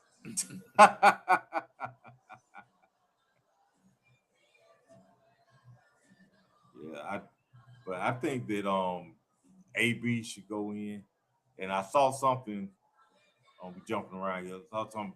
Nike has talked about that shoe sales have been declining. And people are saying it's because the basketball players aren't likable. Nobody wants to buy this up. The only thing Nike's able to do is put out retro Jordans because nobody's really big on any other players now as far as having their shoes. Do you think it's that? And the younger kids are, and I've seen some people say, no, these kids today would rather wear Vans and Crocs than Nikes. I think in that regard, as far as sneakers are concerned, I think we've transitioned into a bad area.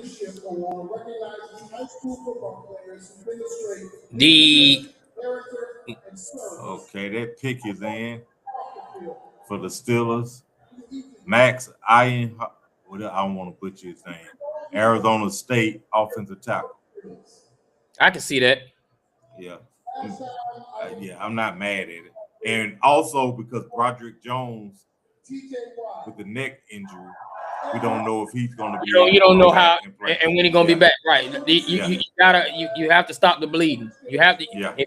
And you have to take that pressure off him if you have to move him down the line a little bit. Yeah. And I said I want them to go O-line or wide receiver in the first 2 rounds. So tomorrow, I would like to see them pick up a receiver in the second round.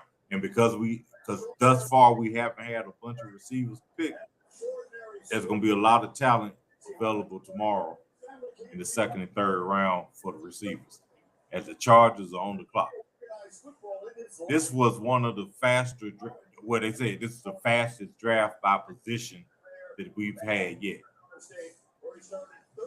The talent level coming in, the speed. There was more speed at all these positions than there has been before. Jerry be doing. You know what Jerry got for that pick? What? 2 4th rounders. This year and next year? No, this year. 2026 NFL draft. Dallas Cowboys traded the number 20 overall pick to the Philadelphia Eagles in exchange for number 23 and 2 4th round picks. All right, now the Cowboys are on the clock. Oh, and back to what you were saying in regards to okay, I'm gonna say this. The street dudes were always wearing designer sneakers, so we can't say that. But the street dudes did transition over into and shout out to Run DMC because they had Adidas too, and they took the Adidas logo that was soccer into urban culture. I'm going to give them that. But nevertheless, it was always the street dude and the hip hop dude wanting to be the sports dude. Yeah. Then Nike saturated itself seeking someone to take over after Jordan, someone to do something with the Kobe era. And Captain Longevity has not done anything by that because I think he's too big, and I think his shoe is built for him and it's too heavy to be the urban street shoe. So nevertheless, and I also don't think he poses that image that makes you want to transition over into the urban wear area. And I believe that's where the market begins to shift. So Nike saturated itself because they started going to hip hop culture. And unfortunately, hip hop culture emulates street culture too much, and don't nobody want to be like them, except for their high price cost. And street culture says Nikes don't cost enough we got to go with these designer shoes, and they always been like that. So I believe that's what dropped Nike. Yeah, and I think there's some other shoes that are trying to make a comeback because really, I haven't seen online or anywhere people talking about any of these other athletes in these other players' shoes. I don't hear. I hear, oh, so and so has a shoe, but I don't hear or see the hype of any of these other players' shoes coming out. You know what else hurt too? I'm gonna tell you what else hurt. Even if you used a street individual, hip hop individual to market a shoe, that shoe, like for instance, go ahead. The Chargers pick is in number 22. Akeem Mesidor, edge rusher out of Miami. Y'all be doing stupid stuff. Stupid. No. You knew you wanted it. He should instantly upgrade their defensive line. You knew you wanted it with the Chargers. You knew you wanted it. He should definitely upgrade that defensive line with the Chargers. They gamble. This gonna come back to haunt them. But I think that boy from Texas Tech, where is he? The edge rusher? Yeah. Yeah, he hasn't been taken. Oh, no. He was taking second overall pick. Oh, they already got him. Yeah.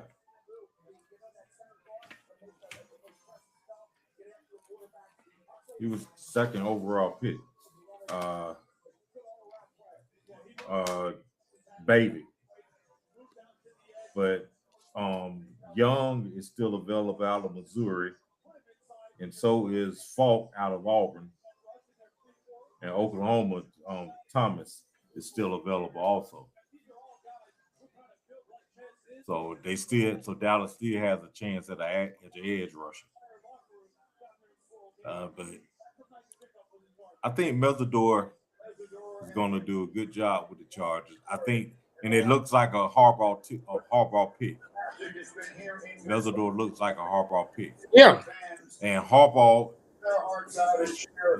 as strange as it is, the fact that he was a quarterback, Harbaugh really does have a defensive mentality.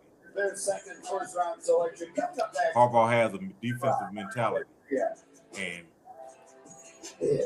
if you didn't know any better, you would think that he played defense. Right. I think that also comes from the fact that he played for Bo Schembechler at Michigan, and that was all defense with a little bit of quarterback play and running the ball, and that's what he does. And I want to see if the Chargers are going to get some help for Herbert, and when is Herbert going to start getting some flack for not ascending the way that everyone says he is? Because Herbert gets talked about as being a top quarterback, but he's got nothing to show for it. Exactly. When is he going to start getting called out? I mean, the quarterback position in the AFC is pretty loaded, but I mean, it's like, hey, you got to do something. It's the year that the Chargers make a move. I mean, you got to make a move in the AFC West. Yeah. We are moving up on the second hour of the NOJASSSHOW. Make sure you join us. We are live at DUPONT-NIVEKZ. We are live on TikTok. We are live on Twitch. We are live on the link on Russell Tanker's page, RUSSELLTANKER. We are also live on our own page, NOJASSSHOW. April 23rd edition, 2026 NFL Draft. You have seen me be disgusted. And your Cowboys pick is in. We're going to find out momentarily who they selected. Man. And the Browns are on the clock. Now we know where you think the Cowboys should go, just position alone. Where do you think the Browns go? What position? And do you have a player in mind?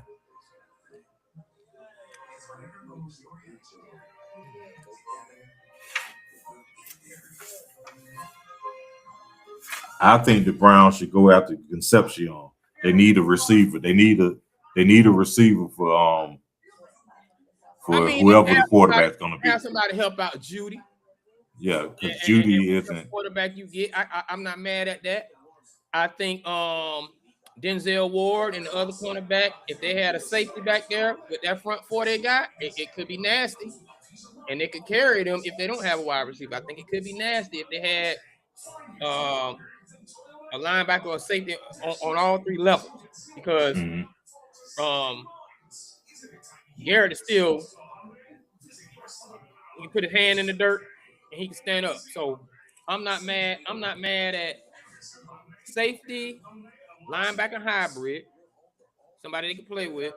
What a wide receiver. I'm not mad at that. I think they got a nice one. I think receiver is what they need to do because they need as many bullets in the chamber on offense because their defense is good and their defense is going to get worn out and frustrated when they can't score. And they might know that. They got like Njoku need to step up a little bit. That's a big boy. He's gone. I believe Njoku's gone now. Now I didn't know he was gone. So guess what? You need a tight end, and Njoku was hurt a lot. I mean, Njoku was more of a name and potential than production because he was hurt a lot. But we're gonna find out who the Cowboys have gotten Malachi Lawrence, edge rusher out of UCF. Your thoughts on Mr. Malachi Lawrence out of UCF, edge rusher for Dallas?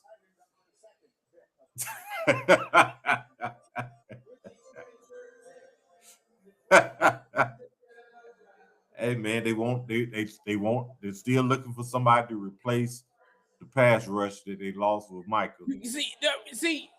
Here's what I'm saying.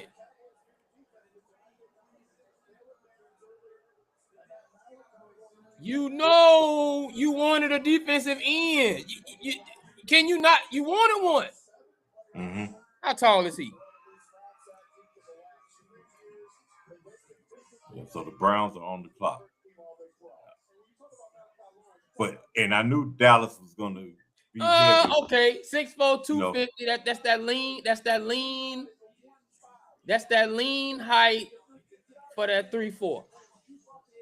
Because they need defense. You knew they were going defense. I knew they were going defense. Yeah, you knew they were going to go heavy on defense in this draft. You need that. I wouldn't be surprised if all of their picks, with the exception of maybe 2, were defensive. Because they could possibly draft a receiver in round 3 or 4, just in the event that they don't keep pickings after next year. He an inch taller than he's an inch taller than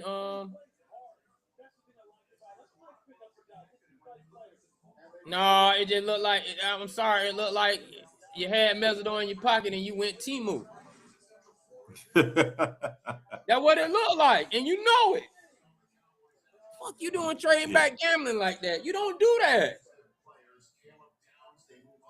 Yeah, especially when Mesidor's pick. Yeah, especially when Mesidor's pick one ahead of you. Now the Browns pick. What it looked like? Yeah. Now the Browns pick is in, and the Bears on the clock. UCF went 4-8. Wait, 5-7 last year. Mm-hmm. So that means he doesn't have what you need.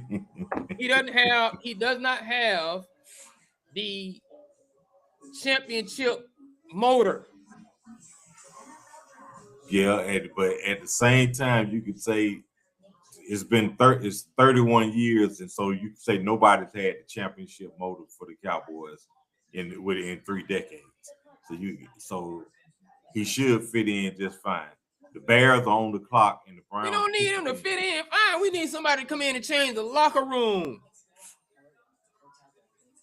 Oh, let me see this dude. The only thing I like about him is his name. His high school is DuPont Manual. But get where he's from. He's from Louisville, Kentucky. I was hoping he'd leave people from Florida. Yeah. All right.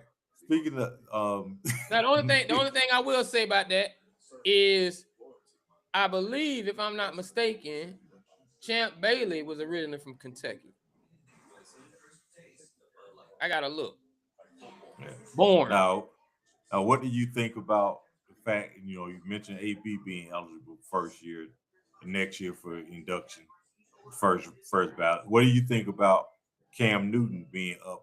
He's also eligible for his first year next year. I think, yeah, Cam, 2007. let me tell you something. Now that I look back on it in hindsight, okay, let me start with AB.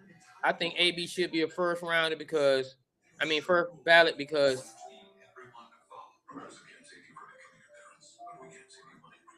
football is a gladiator sport, and you want to play with a level of intensity, and sometimes it spills over in your life, and them people getting hit, and you can't say without beyond a shadow of a doubt that a lot of that stuff that those boys go through and a lot of the life that they live,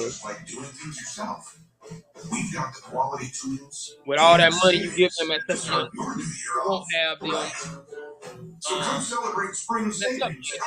What it is. Yeah, I think AB is first ballot. I don't like to hold that against people. Put him in there. Put him in there. Cam, yeah, he's first ballot. Put him in there. Cam's situation is this. Cam should be first ballot. And I know we're talking about the NFL and what you do in the NFL, not what you do in college. But the truth of the matter is this. A lot of people don't come out of college and do anything in the NFL when you are that high of a prospect, especially number one picks. So I think he's one of those collegiate resumes in the NFL that allowed the collegiate resume to live up to it a little bit. Hall of Famer, where you should see his face in the Hall of Fame. I think he deserves it off that. I don't think Cam is a first ballot, and I don't think he's a Hall of Fame quarterback. I mean, I don't think that he is. I don't think. I mean, he had 3 winning seasons there. As a pro, he doesn't have.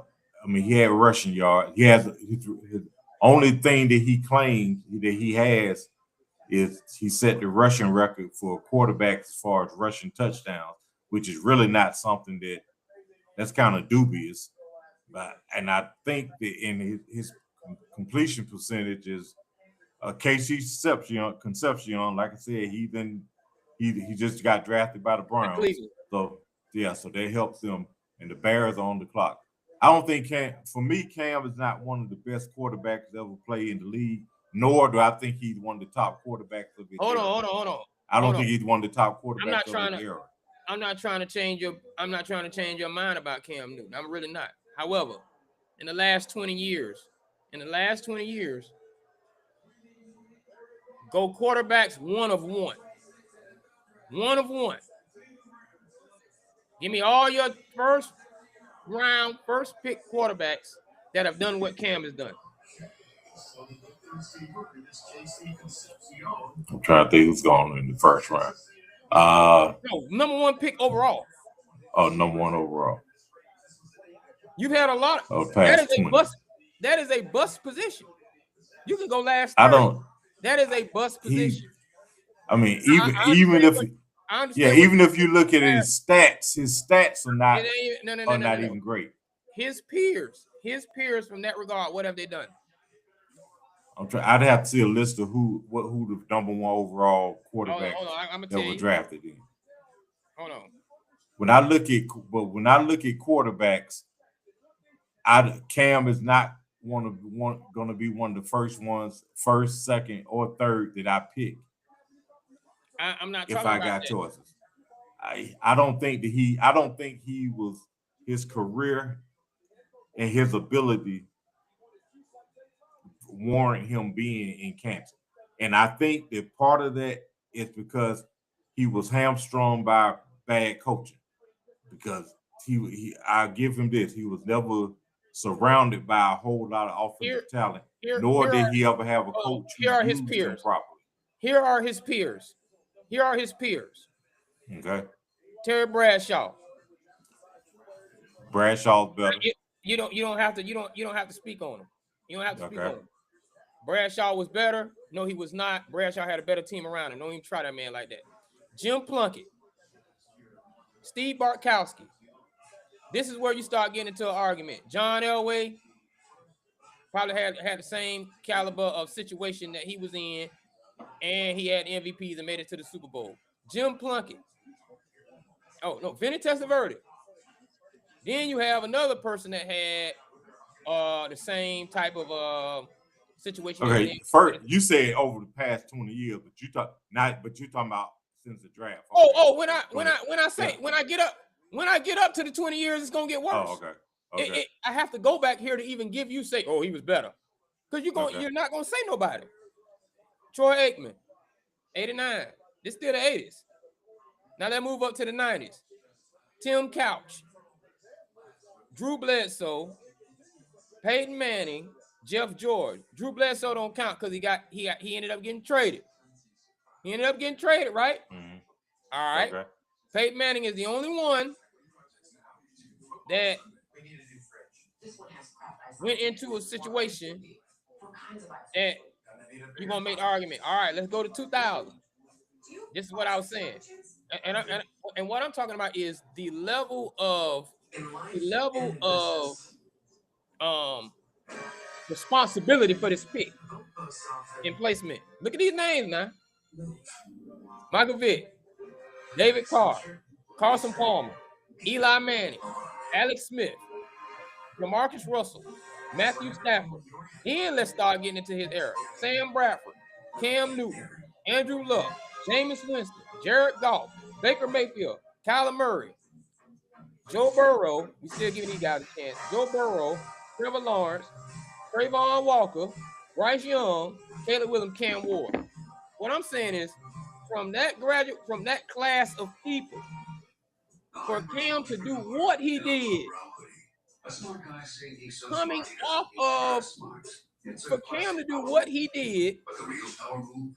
coming off of the hype that Tim Tebow had, who didn't get picked number one, coming off the hype that Vince Young had, who didn't get picked number one, coming off the type of hype in college that Art Schlichter had, didn't get picked number one overall, coming off the type of hype that Tim Crouchen though. Coming off the type of hype that Vince Young had. Did I say Vince Young? Yeah. Tim Tebow. Coming off the type of hype that who's the boy at 96 in Florida? Werfel. Heath Schuler. This man came from off that type of hype and was a one of one. And look at the names who have to deal with what you have to deal with as a one of one. I believe he deserves that. I don't think that factors in because you got guys. I don't even think Cam can pass. I don't think Cam can pass. I get that. I'm not saying he's one of the better quarterbacks. I'm saying off that pressure to make it to a Super Bowl, get MVP, and not fall on the ball because you know that's his highlight. Cam's highlight for his career. Oh, you holding that against him? Most people, that's what they. Are you holding that against him? I don't hold it against him. Oh, okay. But that's what a lot of people hold against him. And he's even said he regretted not falling on him. All right, the Bears pick is in. We're waiting to see who it is. And the Texans are on the clock. I don't think for me, Hall of Fame is you are arguably, and you in the debate for being the best or one of the best to play your position. And I don't put Cam in there at all. All right, hold on. Who's the number one dual threat quarterback ever? Lamar? That's sticky. Are you including rushing yards? Because there's been some dual threat quarterbacks who didn't put up. Okay. I'm talking about the pick is in. The pick is in for the Bears. Bears are going Dylan Theismann out of Oregon, safety. And the Texans pick is in also. 49ers on the clock. I don't have a problem with the Bears going safety. I don't have a problem with that.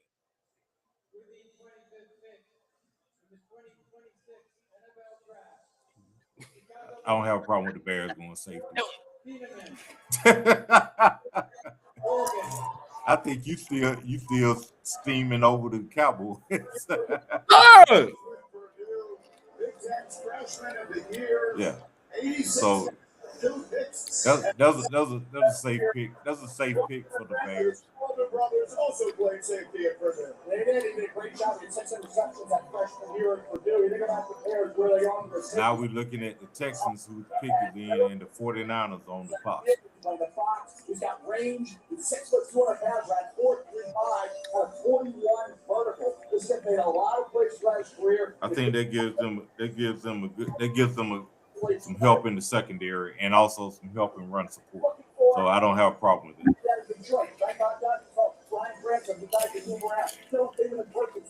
Yeah, but I'm not.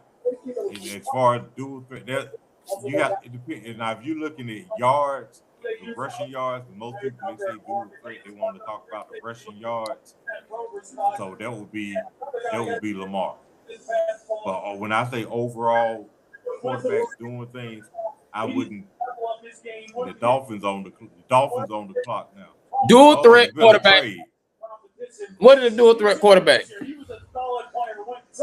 It's someone who can beat you with his arms and his legs. And there's All right. some who.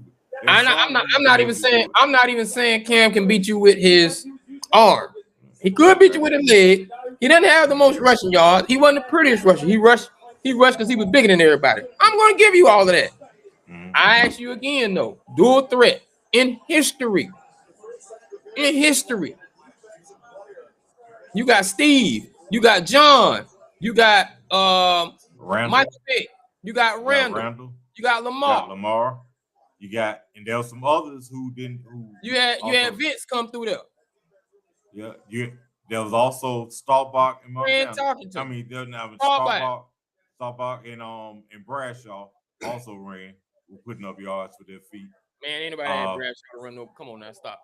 Bradshaw over 3,000 yards rushing with 32 touchdowns. But he worked in the pocket. I mean, we don't look at things now the way that we did then. But both he and Staubach compared their yardage compared to what we look at now, it's different. But they were both dangerous with their feet. Elway was dangerous with his feet, but he didn't put up a lot of passing rushing yards either. He was a threat though. Yeah, all these guys are threats. But when we talk about Josh Allen is one. Josh Allen. I think probably it depends on what you're looking at as far as running. Lamar 6'50", Lamar 6'5", 2'2", Michael Vick 6'1", 09, Cam Newton 5'6", 3'1", Russell Wilson 5'5", 6'8", Randall Cunningham 4'9", 2'8", and you mentioned I think you just want to talk about Pittsburgh. You mentioned Terry Bradshaw look 3,000. It's okay though. So I'm asking you again, out of the dual threat quarterbacks, who had a better year than his 2016 MVP season? Lamar and Josh? Only because they didn't make it to the Super Bowl. But if you're not talking about postseason, So you saying they did all that? And I'm gonna give them equal weapons because I don't think they had too many people.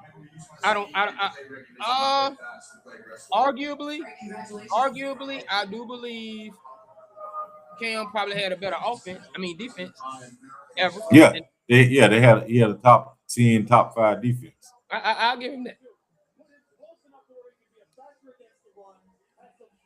I still don't believe Cam is a Hall of Fame.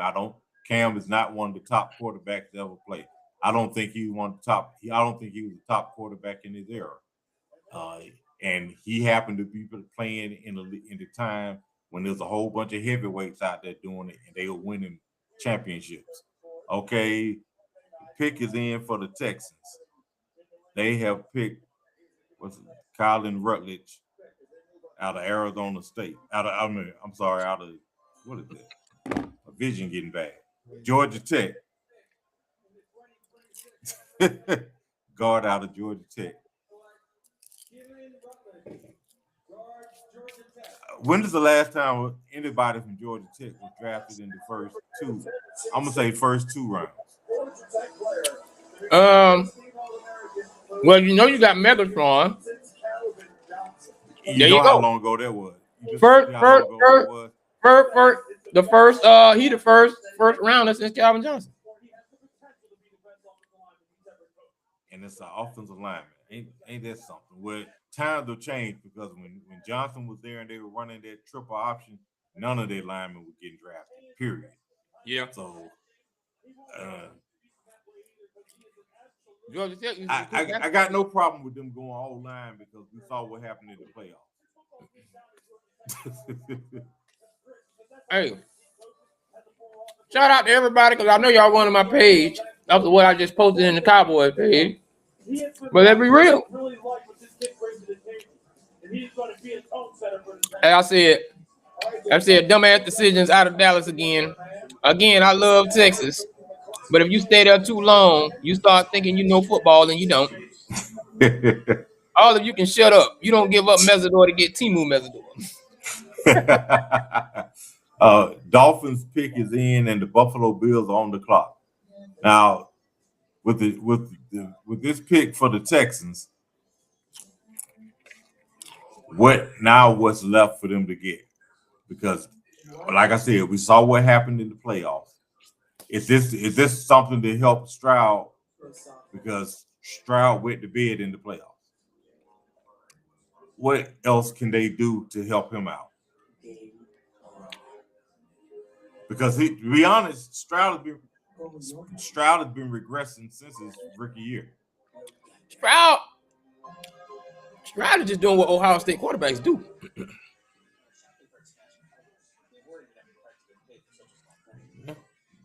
Yeah, we can. I mean, it hasn't been the best one. It hasn't looked as bad, but let's be real. Jamar Chase protecting us from saying Joe Burrow didn't regress. Well, Jamar Chase helped, and also we can say, he's an LSU quarterback because he couldn't get on the field when he was in Ohio State. He didn't do much in Ohio State. So yeah. But now we see it. Now we seeing it. We seeing it. But yeah, he didn't do what he did. And but I'm gonna take him out of. I'm gonna make him an LSU quarterback. Okay. Yeah. I think Stroud. Well, maybe with David Montgomery. CJ Stroud is arguably a USC quarterback, right? Yeah. And they regressed. Now, I'm not even going to say they regress because I can't think of none that's been in the league besides Carson Palmer. So I'm not going to even. Oh, you're not going to give him props. USC. Yeah, you know Matt Leinart. You know Sanchez. Again, I'm not. They. Hold on. Which goes back to my Cam Newton argument. You know the hype Sanchez and Leinart had coming out of college. He had that level hype and was one of one and still did what he did. I mean, come on, But that's his job. He's supposed to. If you drafted that high, you're supposed to do well. It's not. I mean, not by the numbers. No, not by the numbers, but the mindset and the belief and the reason why you drafted that high is because they think that you're going to be good. You should be good. So the percentages say you don't do well. Yeah, I know the percentages say you don't, but when you just like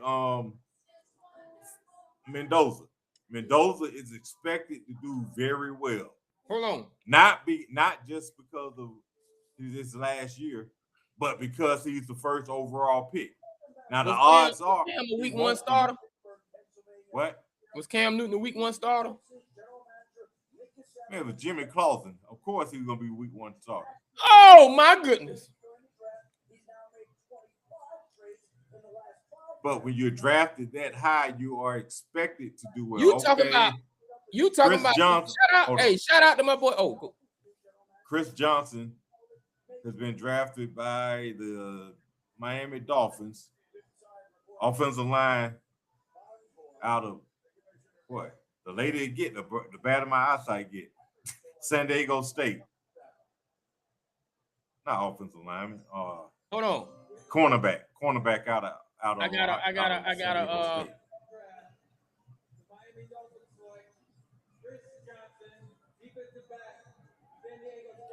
You said a name. You said a name. You said a name. Jimmy Clausen. Yeah. Notre Dame. Yeah. He's supposed to be that deal, right? He was heroic at Notre Dame.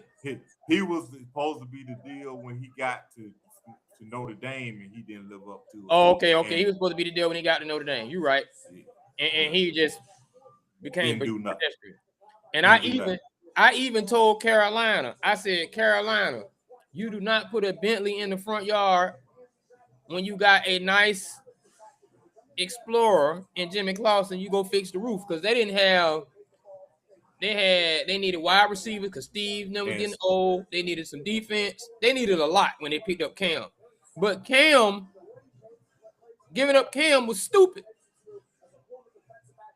You would have been just doing GM football to give up Cam. Giving up Cam was dumb. And they took Cam. Cam did way more than his peers do, regardless of how he looks to everybody else. Cam threw for less than a 200 touchdown. Cam had 3 winning seasons. Cam completed 60% of his passes. He was never an accurate passer. There's a whole bunch. Cam is not an all-time. Well, hold on. He's not. That's just like people who want and in the all-time one of ones quarterbacks, take all-time one of ones. He's behind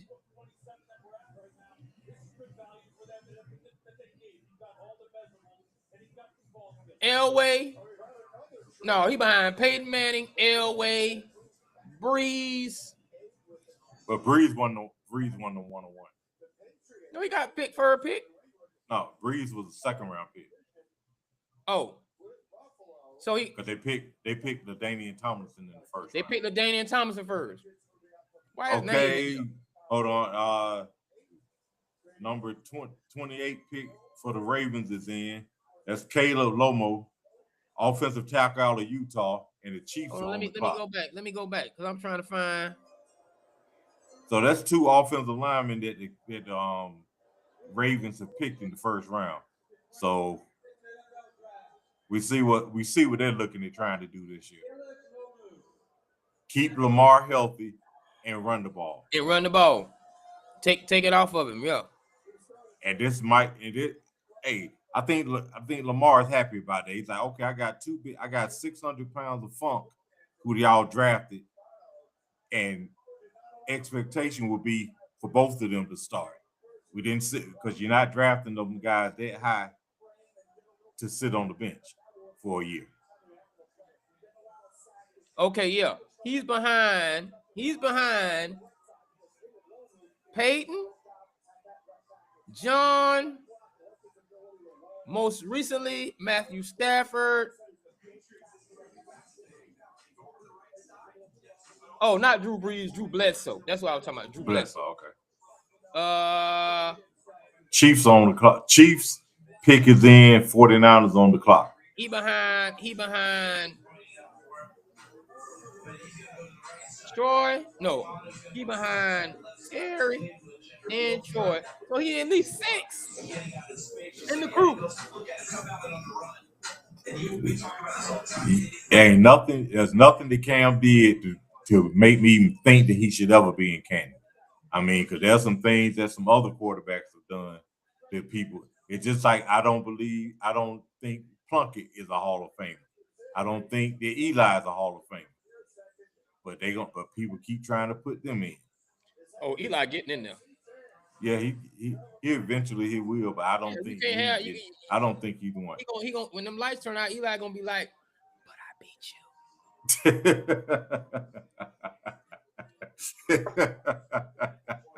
Hey Peyton, you couldn't do it. Yeah, but I did it twice. What's your thoughts on? Because we are dealing with the draft. What's your thoughts on the way the NFL handles the draft, the presentation, compared to what the other professional leagues in this country, how they handle their draft?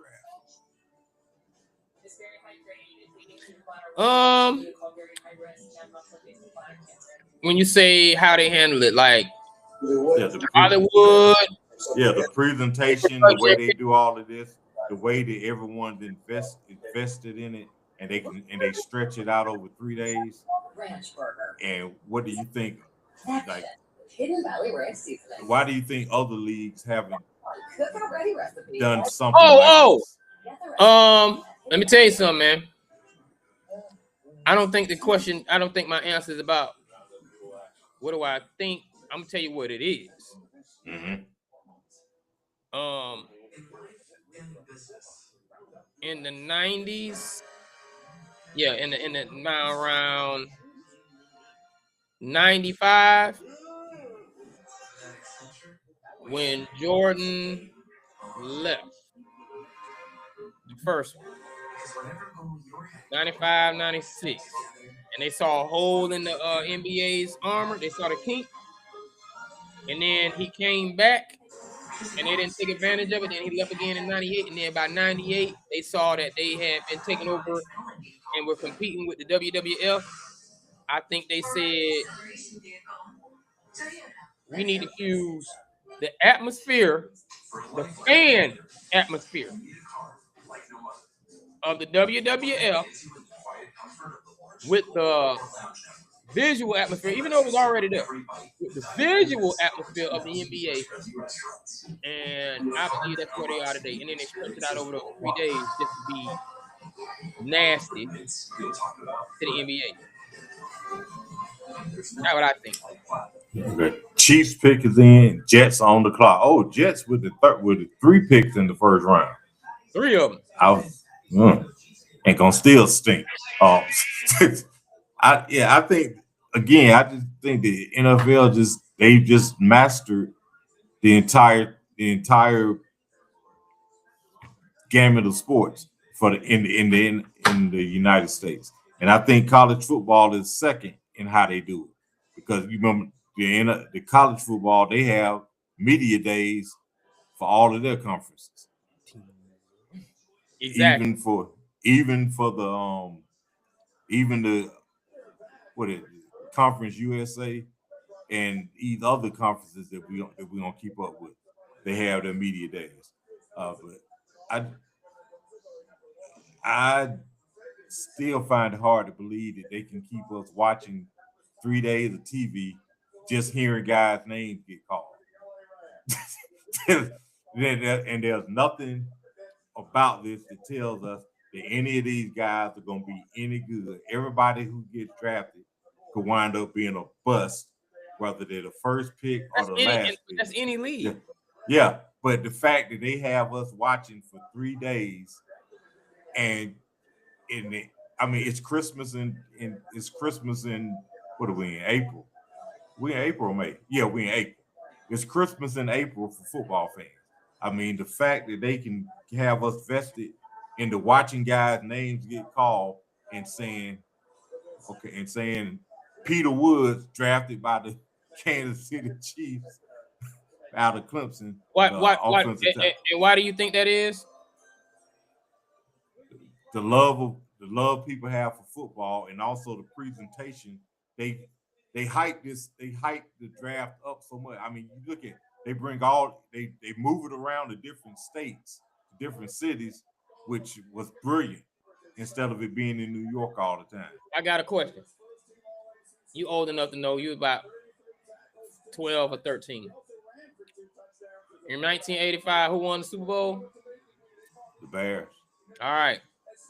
Bears were the biggest thing in Bears were the biggest name in Chicago, right? Mm-hmm. Yeah.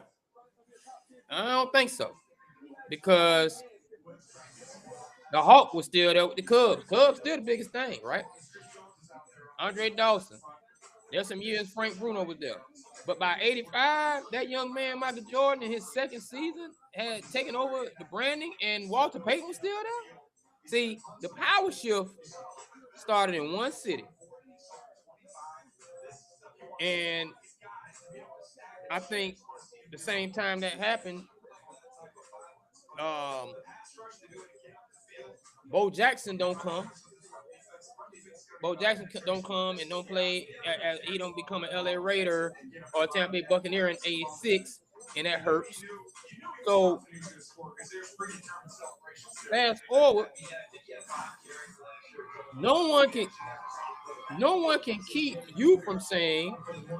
All right, Jets pick is in, and the Bills are on the clock. And like I said, Clemson D tackle Peter Woods, who's had some, there's talk about him as far as being a little lazy and underperforming at times. So but I think putting him next to Chris Jones will be good for him. He can learn from a pro. So they are shoring it up. Probably got about two more years. Yeah. So they are shoring up their defense, which was a problem last year.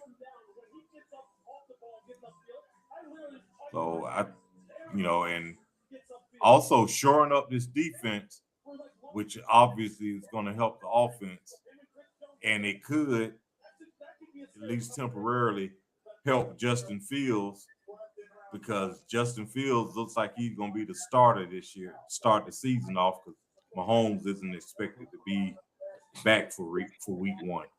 So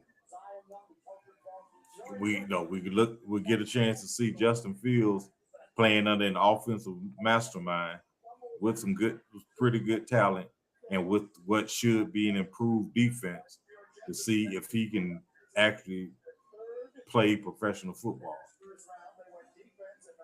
And now your boy Omar Cooper Jr. drafted by the Jets, wide receiver out of Indiana, and the Bills are on the clock.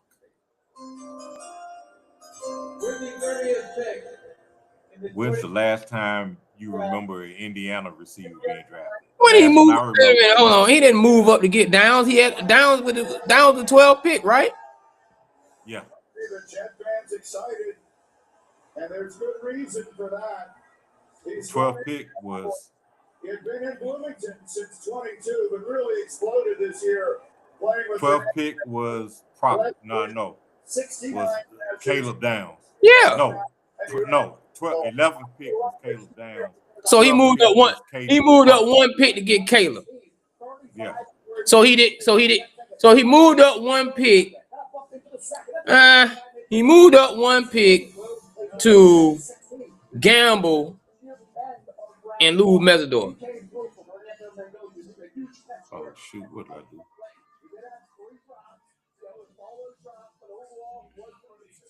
Yep. So what do you think? Now, the last wide receiver out of Indiana I remember being picked, and I could be wrong, was Aurelius Ben, and he was drafted by Tampa. So this is something new. I'm gonna tell you something. Oh, was he Illinois? No, he was Illinois, I believe. No, he was Indiana. You talking about Omar Cooper just got picked up by the Bills, right? Yeah. I'm gonna tell you what I don't like about this pick.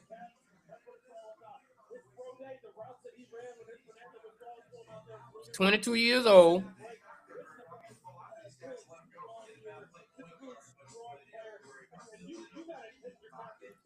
The Titans and the Jets have just made a trade, so the Titans will be picking 31st instead of the Jets. So the Jets have traded out. This is the only thing I like about him. I mean the Bills. The Bills are traded out of the first round and giving that pick to the Titans. Oh, I thought he was that. I thought he was that wide receiver coming out of the state of Florida. Oh, yeah, whatever.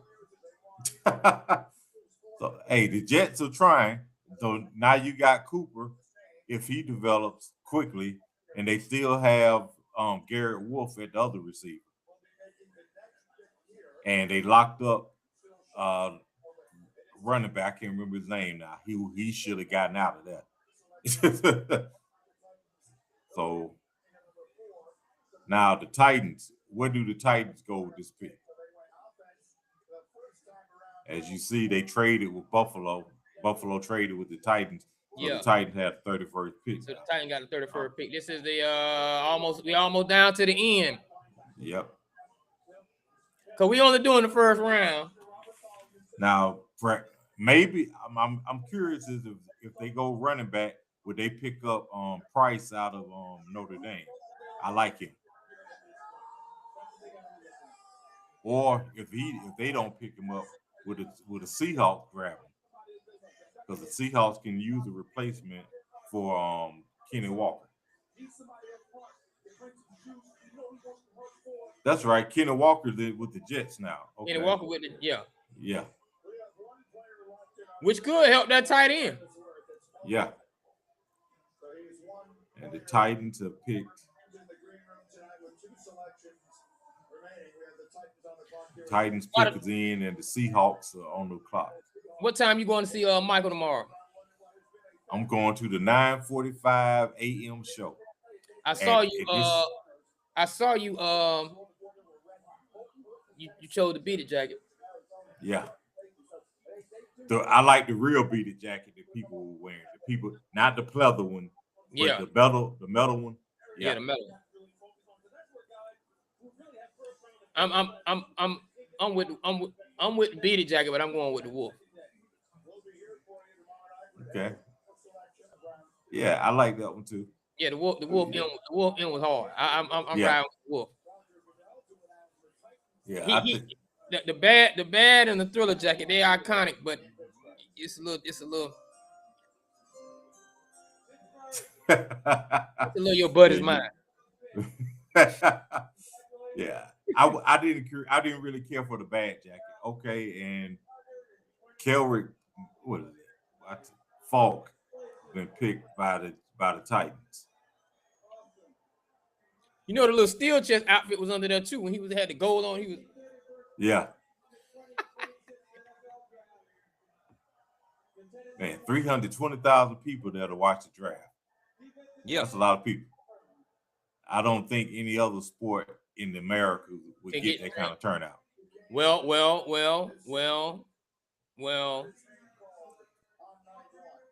Did Pittsburgh Steelers have a baseball game? I mean, did the Pittsburgh Pirates got a baseball game? I don't think if the Pirates had a baseball game. Pittsburgh does not have an NBA team. The Penguins ain't playing. So all I'm saying is, like, everything to that point, it happened because everything is like flushed towards. Yeah, but even in Tennessee, when the Titans had when Tennessee hosted the draft, they had a record. They had thousands of hundreds. What does Tennessee play?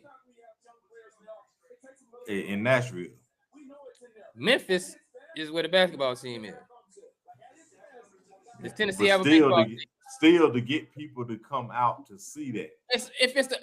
Let them have the draft in Tampa. It's gonna break another record. Yeah, and I don't think other sports are able to do that kind of stuff. Nobody is coming to the baseball draft. I don't think there's anybody who can name anybody that's get the. Well, I mean, college baseball and basketball either, because basketball you got the guys coming from overseas, and then you got high school players. I don't know what John Robinson out of Cedar Grove High School. I don't know nothing about him other than what I read. I haven't seen him play. They say he's the best prospect coming out. I ain't seen him play. I'm not coming to the draft to see this kid.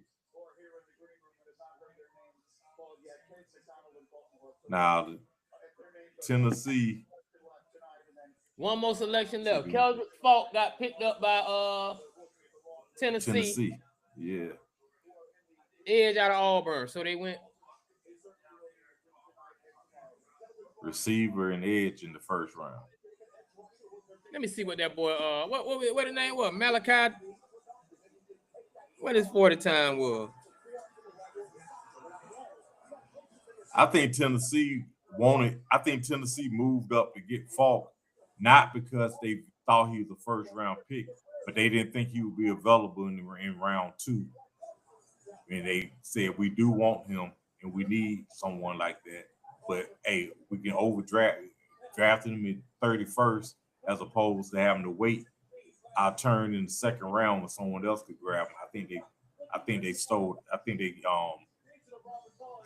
That's what they did with that trade. And Buffalo was like, hey, it's nobody in the first round that we want like that, so we don't mind trading out because. And and remember, Belichick was a master of trading away picks, as well as back with the Redskins. What is his name? He passed on now. He traded picks all the time. They never had first round picks. Mesidor didn't run the 40, so I can't even compare the 40. You're gonna be sick until you see something that pans out during the regular season. Because anytime somebody Mesidor makes a sack and your guy doesn't, you gonna see we could have had Mesidor. Let me see. This is what happens, and everybody can do this. Everybody can do this. But if I'm not mistaken, was it Roy Williams? Which Roy? Because there was two. No, it was Roy Williams Jr. and Senior was a wide receiver. Roy Williams. Yeah. So Okay. Roy Williams, Randy Moss, right? Yeah. There was another sighting. Like the only time we've gotten this right is the Ricky Bell, Tony Dorsett. I'm for real. The only time we've hit is the Ricky Bell, Tony Dorsett. You hit with Irvin. Michael Irvin. You hit with Troy. No. I'm talking about, I don't know if it was a Troy or somebody. Because we weren't going to get Barry. Yeah, they wanted Troy. They wanted Troy. Yeah. We weren't going to get Barry. But Michael Irvin or Sterling Sharp. Did we really win that? I would say yeah. I would say yeah.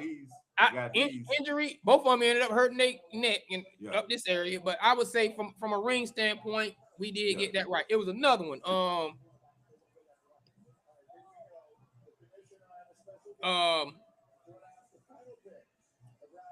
That got dog on LSU.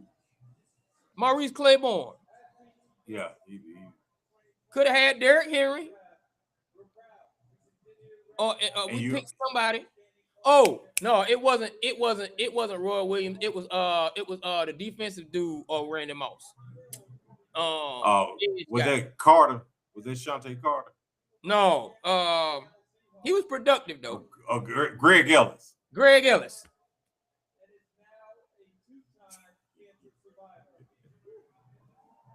Yeah. But I mean, it's amazing. The draft is really, regardless of how much studying you do and how much film you watch and all that, ultimately, it's all a crapshoot, and you just hope that you get it right. Wait a minute, the Falcons didn't have a first round pick, did they? No. Okay, yeah. Yeah, that's right. I was like, wait a minute, somebody missed. I think we could have had Von Miller, man. But we chose somebody.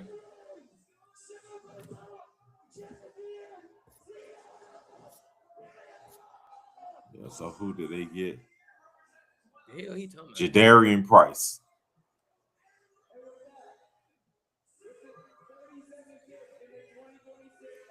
Jadarian Price to the Seattle Seahawks. All right, Maurice Blackman. I told you. I called it. That's a good pick.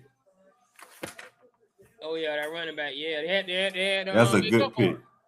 Yeah, that's a good pick. And I said I said before, I said a few times, and I said it again tonight. I think that Love and Price are going to be could possibly be this year's McFadden and Jones as far as two running backs from the same school getting drafted in the first round. And I think Price might be better. Now, I ain't gonna lie. This 2012 draft, Maurice Claiborne, you might have got out lucky because Andrew Luck, RG3, Trent Richardson, Matt Khalil, Justin Blackman, Maurice Claiborne. All of them was just All of them. Andrew. All of them quit. All of them. Yeah. You don't start even Mark Barron after him, Ryan Tannehill. It don't even get good until Tannehill might have had the best career out of all of them because he had 2 good years handing off to Henry. Tannehill. He might have had the best career out of all of them because he spent 2 years handing off to Henry. Right. But Luke Kuechly, Stephon Gilmore, Fletcher Cox, them the names that kind of Dre Kirkpatrick had a time. Chandler Jones had a time. Yeah, that draft was trash. Yeah. That draft was trash. Let me see. The takeaway from tonight is 2 running backs drafted in the first round. Return of the back. I think we could have had, return of the back. I like that. We got 2 in the first round, and hopefully one came along at the end, didn't he? Mm-hmm. So, and I think Price might wind up being the better pro. He's definitely in a better position going to Seattle than going to the Cardinals.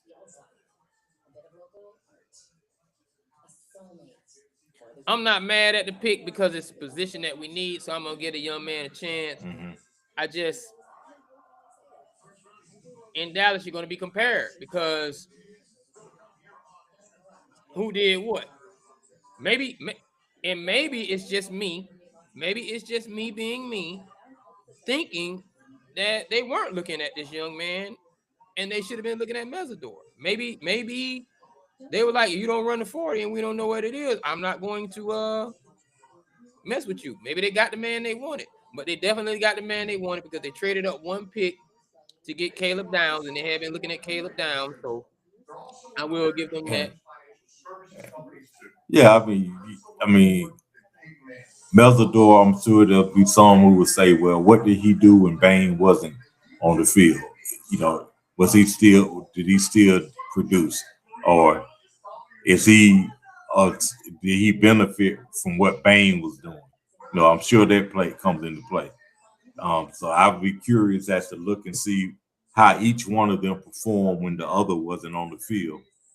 And also if Mesidor didn't run the 40, and if Mesidor really, if he's one of those slow pass rushers, and if he is when you project him, is he Terrell Suggs who didn't run fast at all, but somehow was able to get to the quarterback? Or is he Jarvis Jones who didn't run fast and couldn't get to a quarterback if you gave him a ride? And that young man a few years ago, DN out of who played for Atlanta. Oh yeah, he had the 115 sack season, and then he wasn't no good out of Clemson. Yeah, that fluke year. Yeah, he still couldn't make any tackles, but he got there. He got there for that 1 year. I can't even remember his name. He was so bad. But yeah, I know. But you know who I'm talking about. Okay, now the defense in the AFC West. Top defense in the AFC West is Denver. Mm-hmm. And then who else do you have playing in the AFC West? Denver, KC, the Raiders. That's it. And Chargers. And the Chargers. Dallas, Washington, Philly, and the Giants.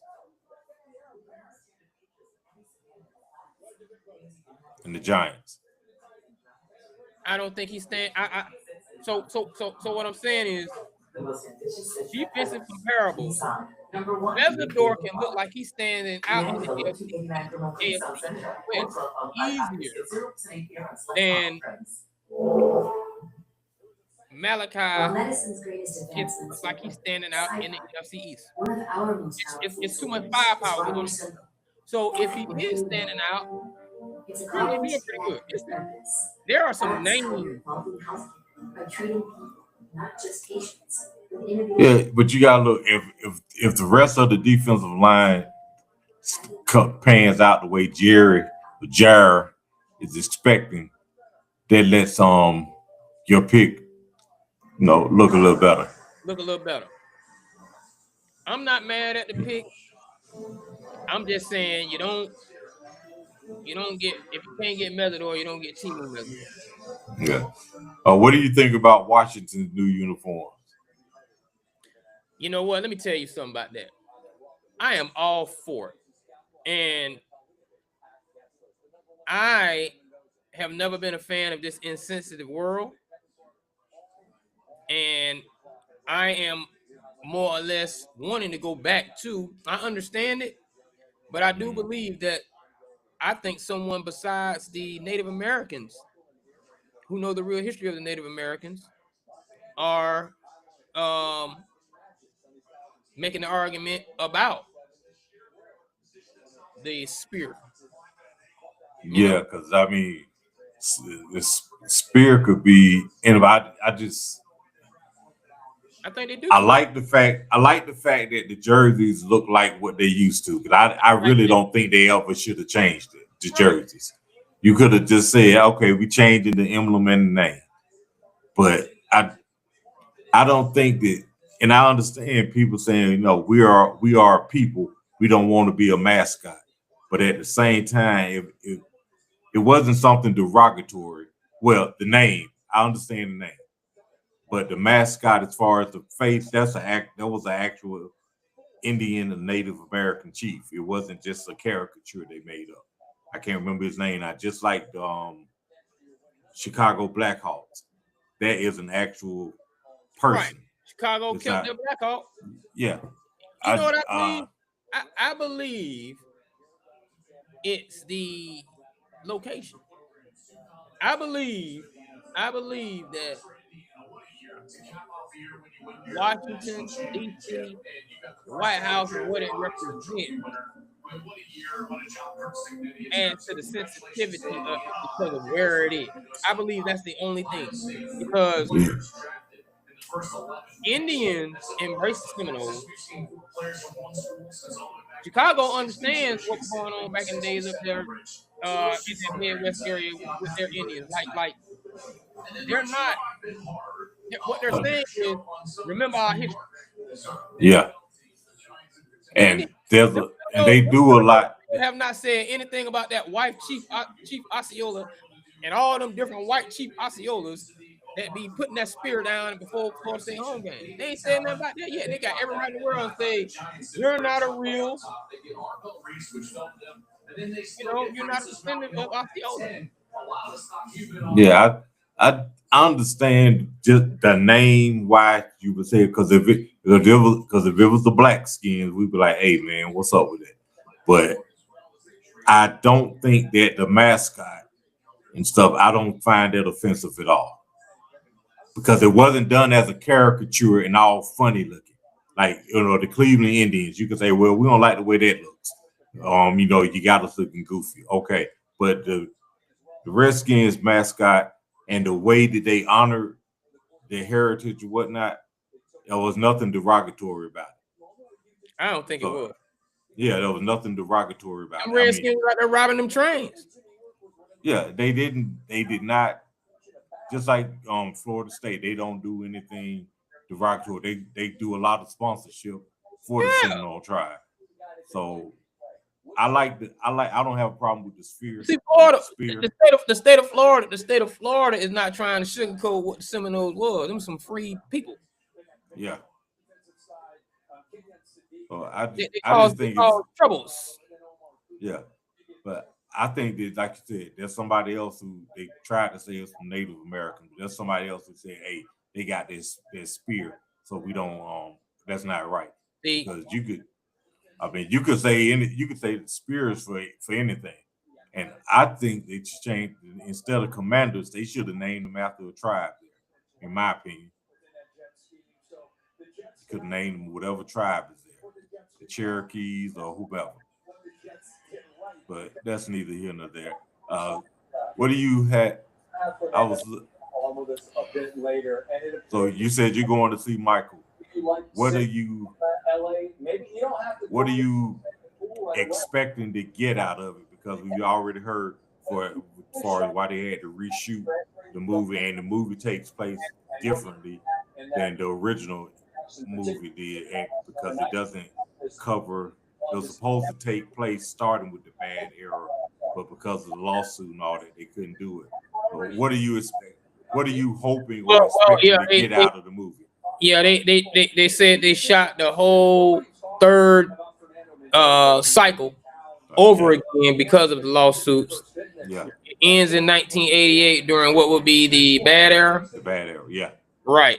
Biopically, it's about Michael's perspective rather than the Jackson's perspective, even though they're just right there, and it's hard not to have all of that still being involved. I'm probably by default and subliminally going to compare it to the Jackson's American Story. I'm just probably just what I'm going to do. But what I expect to see is because it's difficult. I want you to show me something I don't know. I really want you to, like I said before, I want you to give me the off the wall era, because I'm still a child grabbing hold to who this dude is.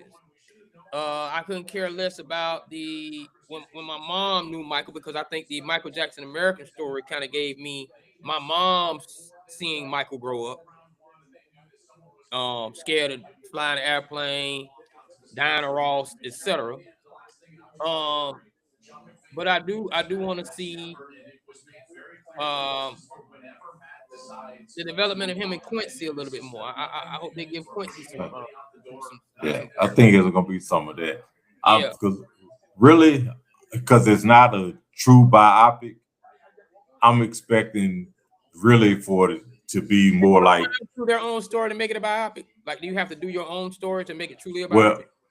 Well, it's to make it truly. You got to be. Yeah, you have to be involved in it. You have to be. You have to be European influence on it, right? Yeah, because hey, no, this didn't happen, or do this or whatever. I'm expecting it really to be more like a celebration and an appreciation type movie of who he was. I'm not expecting to learn a whole lot of extra. We saw a lot of. Yeah, we saw a lot, but we also read a lot, and the fact that he's not here and this isn't like it was a movie that was in development when he was still alive. So how old would he be? Mike, let's see, he's been gone almost 20 years, so Mike would have been almost 70. Mike would have been almost 70. So it would have been old enough for him to live and see his own movie too. But go ahead. Yeah. So I'm not expecting. I'm just expecting to be able to remember the music, remember him as a performer, and see maybe a little caveat, a little quick thing about. Oh, I didn't know he didn't like peanut butter. So something like that. I'm not expecting. Right. I wouldn't mind seeing from this perspective. I wouldn't mind seeing, and I don't know if they're going to show it, but just some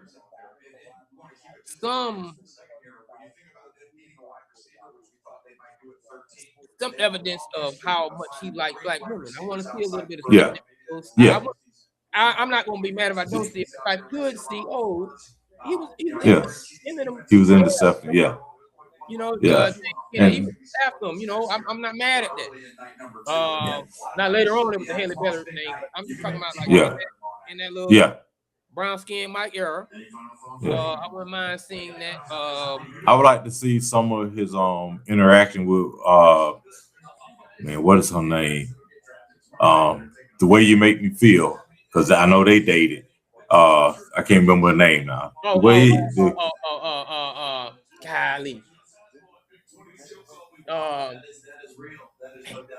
But you know who I'm talking about. Yeah, you know what I'm talking about. Yeah, I would like to see a little bit of that. And I would like to see, because we heard the stories about Mike basically being ready to whoop Tupac's ass. I would like to see that. You know what? If I could see, not necessarily him about to fight Tupac, but if I could see like some young, some of the daughters, if I could see Quincy's daughters run around the house and they like Michael, and you see, oh, okay, that's why you felt that way. You know, just a little something like that. That'll be cool to understand that understood. Don't be messing with my niece like that, Tupac. You know, that'll be cool. That'll be cool. Yeah, and some of his appreciation for other, because like you know, him and Biggie did the song together. It's not going to be included in the movie because it wasn't from the Bad album. It's you know, the album that came later. But I would like to see some interaction that he had with some other people. I hope the chat. Hold on, right quick. I hope the chat don't get mad at me, but I'm about to be honest with you. He's not here, but I wouldn't mind if Jermaine pushed the envelope a little bit and aggressively and assertively showed how much it bothered him when they left Motown, when he was with Barry and the daughter, and how much of resentment he had towards his brother because he knew his brother had more talent. And I can't get, I love him and I respect his talent, but I can't get past it. There's a sibling rivalry that's real deep. I wonder if he could show that push. And also, let me tell you something. That don't get mad. Domingo, is that his name? Yeah. You got a openly gay man playing. You got an openly gay man playing probably the most highly testosterone man. I want to see him do it. That's they said that he played it. They said he played the part, and they said Nia Long, she did a heck of a job as Catherine. Shout out to Nia Long and Lorenz Tate meeting again in a movie. You know. So hey man, I'm looking forward to it. Yeah, I'm looking forward to it. With the ultimate, yeah. We ain't playing around. Yeah. I think I'm expecting it to be a very good movie. I know Rotten Tomatoes has roasted it, but I don't pay attention to them anyway. Well, when it comes to movies about us, I don't. It's certain things that they want out of it. Yeah. And certain things they don't get, because certain movies they don't like because it doesn't mesh with their culture. But and for us, we get it. Yeah. In closing, what our culture needs to do with things like Rotten Tomatoes is if it don't mesh with your culture, our culture, don't make them the end all be all. Barometer of our culture. Right. Don't do that. This is why Ebony was made. This is why Jet was made. We went away from representing ourselves to the height. Even if we did bad. No pun intended. Even if we did bad, we went away from representing ourselves the way we want to see ourselves compared to how somebody else wants to see ourselves. And so then when we started how someone else sees us, that standard became how we see each other. And now internally, we go off on each other. Yeah. Based upon how they see each other. Yeah, because even to this day, they paying Harlem Nights, but for us, it's a classic because of who all was in the movie and what it represents and what it means to us. But other outside of our culture, they're like, man, that movie wasn't really that good. They don't get what that movie meant and why it meant that it did. They don't get why. Shout out to Eddie. They don't get why Eddie said all black cast for Boomerang. All black cast, actors, hand equipment as much as possible. I ain't gonna say all black, but it was majority. Yeah.